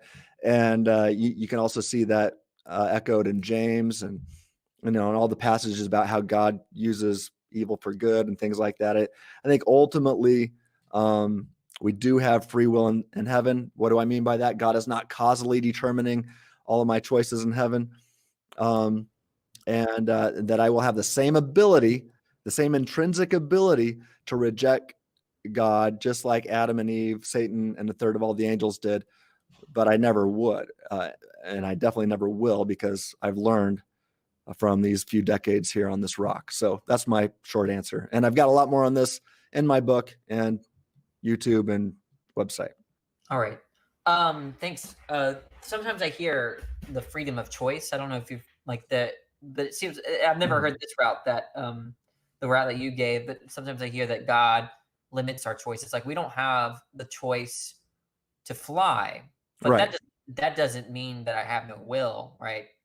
Or But I don't have an ability. Yeah, and that's exactly right. That's why sorry to interrupt you. But I call this limited libertarian freedom. I think even God has limited libertarian freedom. He's not free to stop existing, right? He's not free to be a quadrinity or anything like that. There's some things that are just necessarily true about him. God is not free not to love. And so I don't have the freedom to flap my arms and fly like a bird. But I do have the freedom to take the stairs, or to take the elevator, or to stay on the bottom floor and think about. so I'll say, yeah, it's a limited libertarian freedom. If I ever have the ability and opportunity to choose between a range of alternative options that are each compatible with my nature at the moment of choice, then I've got libertarian freedom. If it's ever true of me that I'm not causally determined by something or someone else, then I've got libertarian freedom. And so it doesn't mean that I have to be free to do all things all the time. All right. Yeah, it's always you must get that question a lot, but Yeah. it's an interesting question. It's a good question. So the cynic wants to ask you your view of God's judgments and alleged cruelties in the Old Testament. I guess this speaks to the tension between some people that read the Bible think that there's a very different kind of God in the New Testament than as compared to the Old Testament, and I think he's citing some of the things that they reference as to differentiate the two deities almost. What is your view? I mean, my quick and easy answer would be to punt that ball to Paul Copan. He's a friend and colleague of mine, and he's written a book called "Is God a Moral Monster?" And so he deals with a lot of these allegations of the Old Testament God.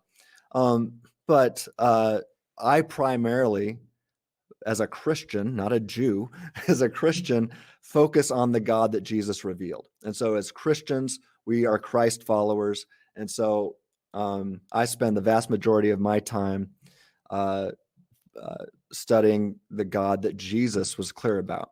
And so if there's questions about the Old Testament, then as Christians, we should filter that through Jesus's teachings about God. And so if we're making some conclusions about the God of the Old Testament, but we're not running that through the filter of Jesus and what he's revealing about the true nature of God, then we're going to have, we're going to have problems there. Now, I think that Paul Copan does a good job.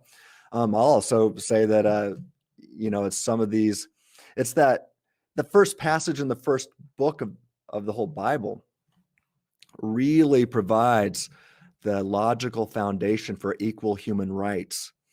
And not to mention then what Jesus clarifies about the purpose of life, why we exist.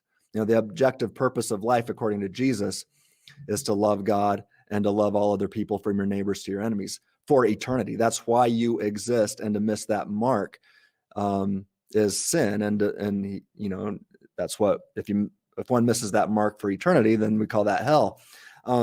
But the objective purpose, the reason, God, I say that God created humanity on purpose and for the specific purpose to love all people all the time. And so if that's the case, then there's objective facts about humanity, irrespective of the subjective opinions from humanity. That's how it's grounded. I don't like divine command theory and people say, oh, well, objective morality is grounded in the commands of God. I say, no, objective morality is better served to say it's grounded in the objective purpose in which humanity was created. And Jesus made it clear what that purpose is: to love everybody all the time. What a great purpose, right? Who doesn't want that to be true?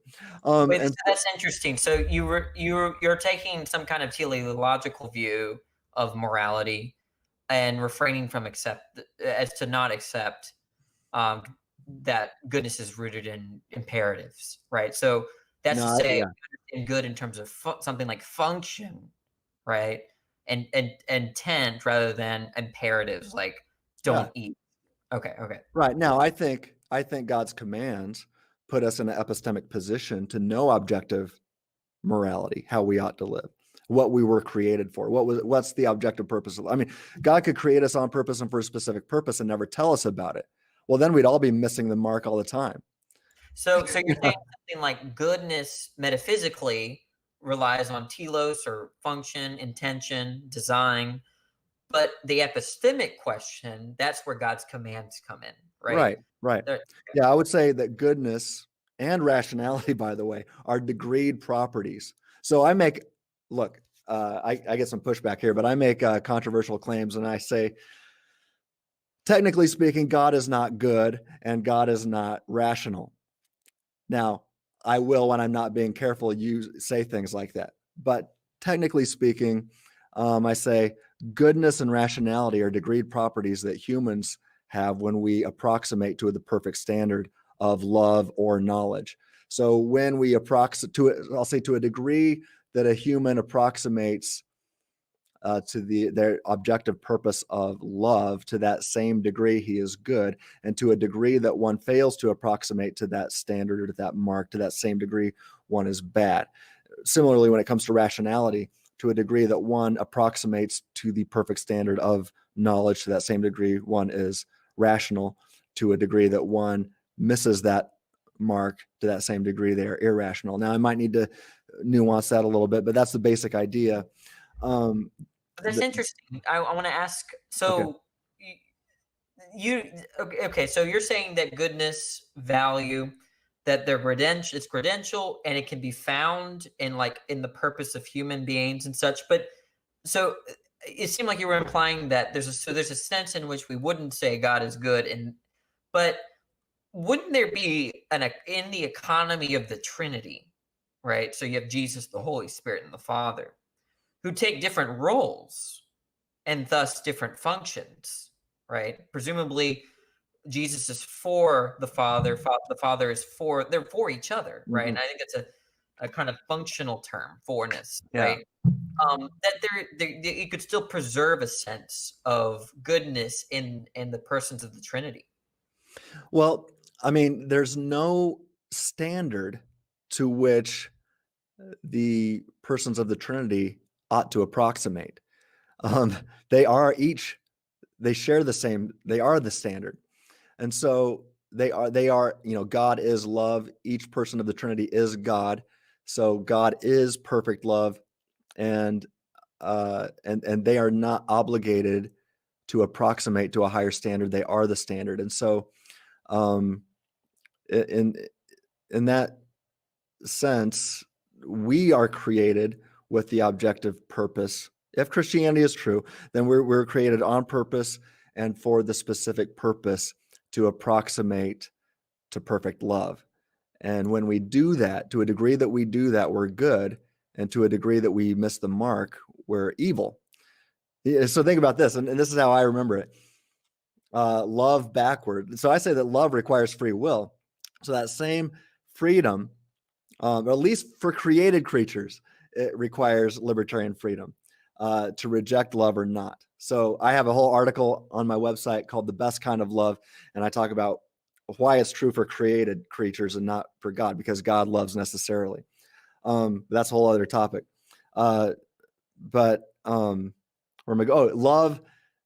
So the freedom allows us to love, but freedom also allows us to use that same ability to love in a backwards way, which is evil. And that's easy to remember because love backwards is evil, but I'm not a good speller, but that's how I remember it. Yeah, so I feel like you could take the Kantian move here, though, right? Like to say, because like Kant wants to say there are good things, like when he takes like his categorical imperative, for instance, he thinks that that's good in itself. That you should that when you do something right, you're doing it for the sake of the categorical imperative, something like that. I'm not a Kantian. It Yeah, kind of that hurts. doesn't make sense to me. I mean, Okay, okay. yeah, well, so yeah, so, and maybe help me out because you're seeing things from a different perspective here. But for me, the way I see it is the fact that we were created on purpose and for the specific purpose to love makes it objectively true about humans that we ought to love, that we were created for that purpose.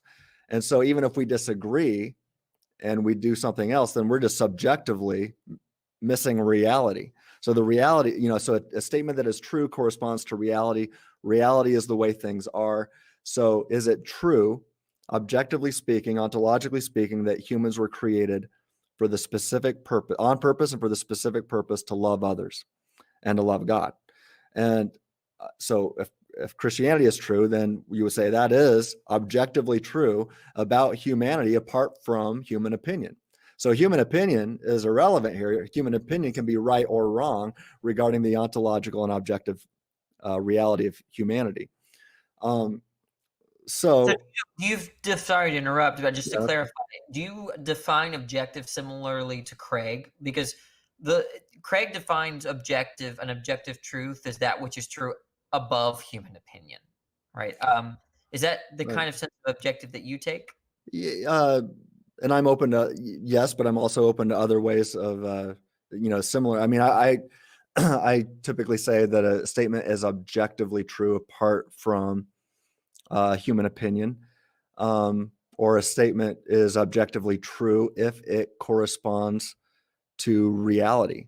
And then the question is, well, what is reality? And I just simply say the way things are, no matter what anybody thinks. And so our opinions are irrelevant when it comes to reality. The question is, can we know reality? And now we get into epistemology. Um, so metaphysics and epistemology kiss at that point. And so, but yeah, I'm kind of, I forgot where I was going with that. So That's fine. yeah. How are you on the time? Do you want to do one or two more I'm questions? Are having you good? fun. I'm having fun. So I'll go until you stump me, and I'm like, I'm done. Well, we're very similar then. But okay. So there was a question I wanted to go to. This a question I missed here. Th- um, One second. One second. I'm gonna put it up and then you can answer. 1 second. Okay, it's something like in what sense could you have freedom to do otherwise when God does not know the future, but his omnipotence secures it to be the actual world? Now, is this I feel like we've addressed this question. Yeah, I think we did. Okay. I'm just trying to go through it. I want to make sure I'm covering Yeah. people. And so if guys, if I haven't put your, if you haven't, if you put your question way back in the history of YouTube, can you, if you could put it up again, that would be great. I think there was this one, a final question from Brian. Could God have created us differently? As in, could God created a version of me that goes to heaven? Well, I hope that you do go to heaven. And with Molinism, I offer, this is not on my book, but I'm unpacking this more. I do have an article on it. I offer a view of how universalism is even compatible with Molinism. It's a nuanced view of universalism, to be sure, but it's definitely possible that you do go to heaven, Brian, and I hope you do. I hope I'm a hopeful universalist, as it were. I also show that annihilationism is possible with Molinism, and that the traditional concept of, well, I don't want to say the traditional concept of hell, because I disagree. I don't think that version of hell exists. I tend to think something like what C.S. Lewis wrote about in The Great Divorce. If hell is an eternal state of affairs, I'm kind of thinking it's what C.S. Lewis wrote about. But let's just suppose I'm assuming that that Brian is assuming an eternal hell, and that some people are not going to heaven, and that is the view that I think is probably true. And if push comes to shove, it doesn't even have to be push comes to shove. That's my view, even though I'm open to the other possibilities and I don't rule them out. So on that view, could God have created us differently? As in, God could have created a version of me that goes to heaven. Molinists are going to disagree on this and debate each other. So some Molinists will say yes, others will say no. I'm inclined to think that there's some agents who would, when they're not causally determined, for some, I don't know the reason, you have to ask them, but there's some who will reject God's love and grace no matter what, for eternity. Now, there's obviously atheists who reject God's love and grace for a long time and then stop doing that and come back. I know many of them. I know an atheist scientist at the university here, at the secular university, University of Nebraska, who recently thought, wow, I can't argue against the existence of God anymore. And then didn't take much longer before they're like, gosh, this Christianity really seems to make sense of reality. And finally, they went from arguing for atheism for years and years and years to now helping me with the reasonable faith chapter on that campus, being not just a theist, but a Christian theist. So you just don't know. Maybe God did create a version of you that goes to heaven, and it's this version. And I'm also, I offer models of showing what's even possible in the courtroom, as it were. I mean, tell me this, Danny. You think that atheism is probably true, right? Well, that's a good question. I think that given the philosophical standard concept of God, yes. Okay. But you wouldn't say, I say you think it's probably true. So that probably might give you a 1% of saying that's you see that it's at least logically possible for Christianity to be true. If given that standard of I think on my view, right? On my view, if you grant the three omni properties and you also include infallibility, I don't think it can logically happen. Right now, that's my view. Yeah. I think an open theist. I think that I haven't really investigated open theism, but I think that that's a plausible response. Okay. Right. So let me just make it quick. Suppose you start studying my work more, and you're like, oh, even when you grant infallibility, that's not a problem. I don't think it is. Now, even with that said, would you at least say, given the fact that maybe I'm right, Or you say open theism gives you an option to say, it's logically possible that God exists and Jesus loves me. Would you at least just say that much, that it's logically possible, even though you don't think it's true? If we're talking about something like open theism, I think that could be a plausible Okay. hypothetical. So here's my question. And I don't want to, I mean, gosh, this is a whole topic for another 2-hour show. Sure, But sure. tell me this, Danny, if you die today, and you open your eyes on the other side of death, and you're looking right into the face of Jesus, and he tells you, Danny, I love you so much. Are you going to flip him off, or are you going to fall at his feet and worship him? I'm going to do the latter. See? Absolutely. So here's my question. I think there's some people like Satan who would flip him off. And I've met others, when I ask them that question, they say, no, I would still flip him off. I say, what if he gives you really good reasons for everything that he's done, for everything that's happened to you? They say, I will not bow the knee. Dr. Craig debated an atheist who basically asked the same question, say, I will not bow the knee. I'm like, okay, well then God lets you have it your way. And I think that's why the eternal version, or the great divorce view of hell makes sense. But for you, Danny, I would say, gosh, you get hit by a truck today. Now, a lot of Christians are going to be like, Tim, how can you even say this stuff? We're supposed to say at the moment of death. I agree. I agree with Hebrews when it says at death comes judgment. I just say, dude, in that courtroom in heaven is the judge that loves you more than you can possibly imagine. And so I'm not going to rule out anything that can happen there. Man, I probably didn't answer his question, but I know it's a controversial view, and many Christians might not hold it, but I've written on this in my website, and so people want to look into this more, it's there. I mean, so I would say this, Dan, I think you're in a good position as an atheist to say, well, gosh, if Christianity is true, I'm going to worship Jesus for eternity. I think that's good. Yeah, I like to think so. If I don't have, I mean, there's always acrasia, which is a fancy word of saying weakness of will. So I might have, I think there's this, because one of the responses that I like to divine hiddenness is that God is not, it seems like on Christianity, this is my view, so I don't know who I'm characterizing. On my interpretation of Christianity is that God doesn't just want mere belief.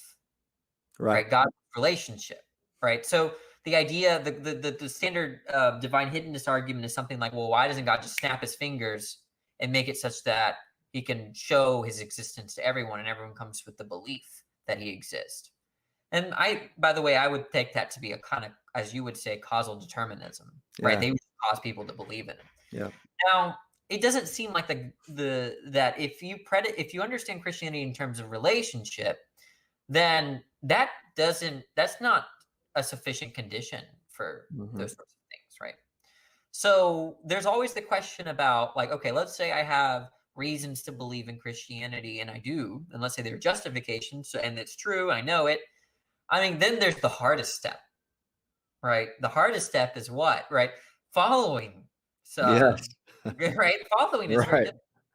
And so, to me, that's why I feel like apologetics is very important. If you're a Christian, philosophy is very important and everything.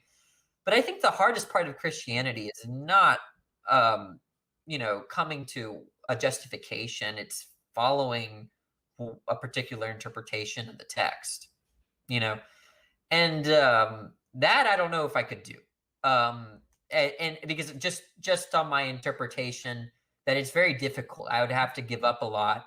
My mindset would have to be very different, even if I came to the belief that God exists and the Christian God at that, right? I wonder whether I can follow such a thing, even willingly, right? I don't, it's always been a puzzle for me, right? I mean, but this seems like I can't be the only one, right? Everyone thinks that if they believe in God, that they do, if you show these atheists enough evidence and the best arguments, that they suddenly will be a Christian. I don't believe half of it, right? I might get some people that wish they could, that they're so, I'm gonna use my Christian terms, but I'm gonna speak like a Christian for a second, so I don't want to fool anyone. I'm not, but there are so many people that love their sin more than the whatever kinds of consequences there is from being Yeah. righteous, right? And I think that that is not something to be underestimated. Right? Okay, you convince these people with your arguments. Okay. Oh, God snapped his fingers and revealed to you he exists. Yeah. Now you just enter chapter one, right?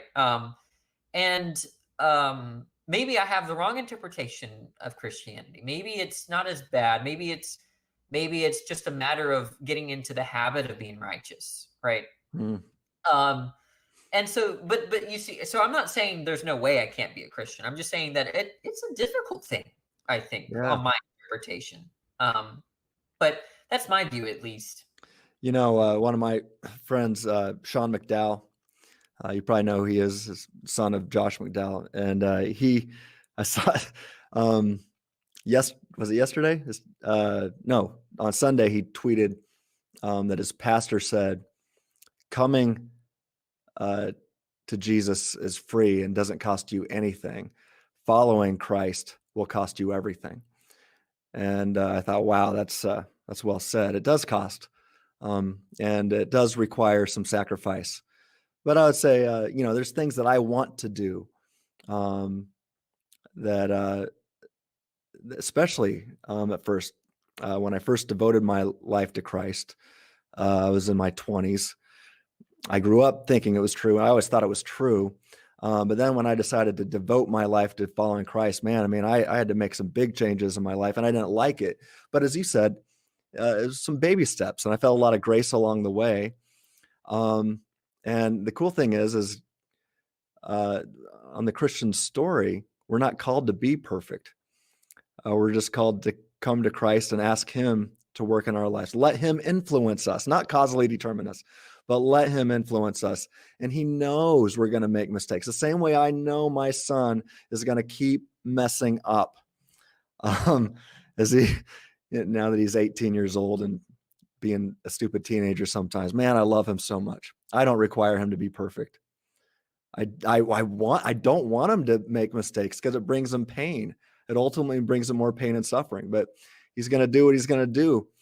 I try to influence him as much as I can. I give him freedom, and I love him no matter what he does, even if he flips me off. That's the old parable of the prodigal son that Jesus talks about. The father's love for his son never changed. It has never changed. It's always there 100%. But he didn't causally determine him. He didn't go out and send his servants to arrest him and bring him back.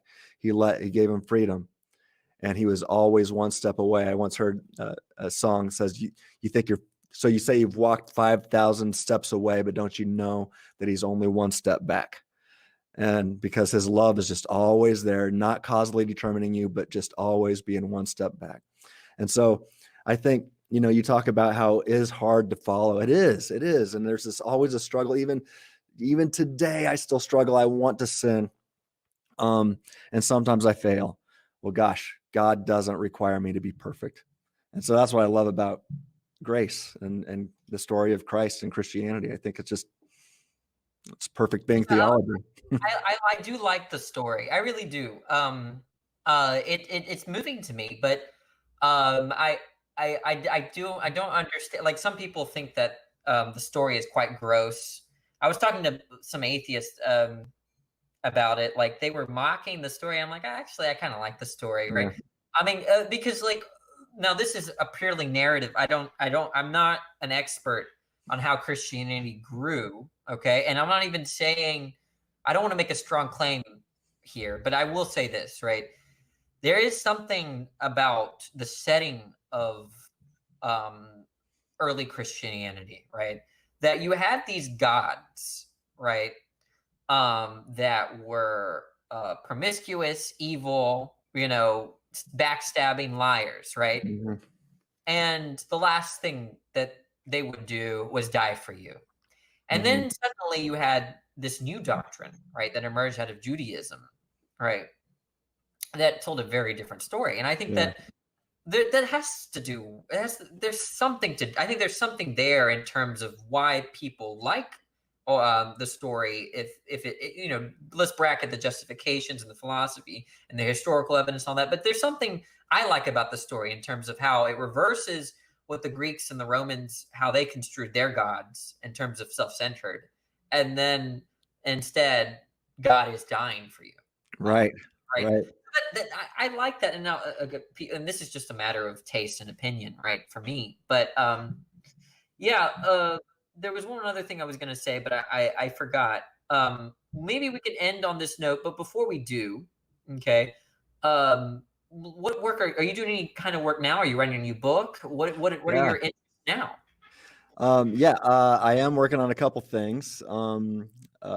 Whip and Stock, who published my book, is talking to me about writing a study guide for it. So, yeah, kind of a, this is around 300 pages. So it'd be a much smaller little study guide to read as you're, it's asking questions that you can find in the text and asking other questions to help you go deeper. And then I'll be adding some other things that since writing the book, I realized, man, I should have included this part about when I'm talking about, what's it mean to have an ability to do otherwise, and because even the compatibilists who affirm determinism will say, well, you still, like I say it this way, I have the ability to play the bass guitar, but there's no bass guitar in the studio right now. And so I don't have the ability to play you a funky bass line at this moment.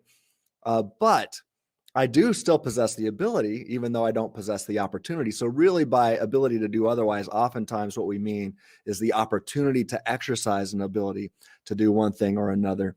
And so I wish I would have said that in my book. I'll be unpacking these things in little sections called Going Deeper and things like that. I'm also, though, I'd say one of the biggest not pushbacks or objections, but there seems to be. So chapter 12 was what I focused on, what I call the free thinking argument. And I think you're one of the few atheists who would have logical access to it. But most people, well, I don't want to spend too much time right now. That you don't have logical access. I'm sorry, sir. What's that? I thought I might have misunderstood you. Did you say I'm one of the few atheists that have logical access to my argument? So I'm making an argument that I think is ultimately it deductively proves several things, and then abductively, I try to say that it's God that is the best explanation. I think you would be an atheist like John Searle and Evan Fales, who might not make the abductive move, but would affirm at least some of the deductive conclusions. There's 3 deductive conclusions there. And I'd be interested in talking to you more about that. But so that's a philosophical chapter. And so I've been asked by several people, including other philosophers, saying, hey, Tim, you need to not just give us a little chapter in a theology book, but do an entire book that's focused on a rigorous philosophical defense of the free thinking argument. Now, I love that idea, but since I told you I'm not an official philosopher, I'm just a philosophically inclined theologian, I figured I needed to co-author this with a bona fide PhD philosopher. So I am partnering and co-authoring a book that's going to be focused on a rigorous philosophical defense of the free thinking argument. And we just started writing the first chapter. So probably won't be out for a while, but I'm really looking forward to this and looking forward to actually hearing some objections to others as I'm working on this, so I can work on this. I got you there. I got you there, Tim. Cool. So, let me. So I'm gonna right now. What I'm going to do is link the description of your book, or sorry, give the link in my description of your book. Cool. So you'll do that in the next 5 seconds. Okay. But look, I'm glad you decided to come on the show or the channel. We really appreciate it. This is if you are not subscribed, please subscribe me because I'm trying. That I'm a new content creator, so I need those subscriptions. But I appreciate everyone's the chat is active, and we got 15 viewers, which is pretty good for this sort of stream, and there's an interest out there, and I want to capture it, right? and I'm glad that I'm doing alongside with people like Tim, or Dr. Stratton. No, But you can call me Tim. okay, but yeah, I appreciate everyone's participation. I think I'll be coming out with more videos throughout the week. This is not. I want to say something. This is not an atheist channel. Okay, it's not a theist channel either. This is supposed to be educational, Yeah. right? All of my videos. I mean, occasionally I might be critical of something. Like I'm critical of presuppositional apologetics. I think that's a lazy way of doing Christian apologetics. Amen to that. But I do have some videos, and but for the most part, like 90%, the videos are benign. And they don't in terms of whether you're theist or not. They go over like basic philosophical terms. Like I went over a priori, a posteriori, very basic distinction of philosophy, and amongst others like analytic, synthetic, necessary, and contingent. Those sorts of stuff are very useful philosophical devices, and I just explore them very simply in short videos. So please support the channel by subscribing and liking the video right now. You should do that. But thanks for coming on, Dr. Stratton, and supporting us. Well, thank you, Danny. I think you're awesome. I'm glad to now have gained a new friend, and I do consider you a friend now moving forward. And I just look forward to more awesome conversations together. Bye, everyone. I'll see y'all later.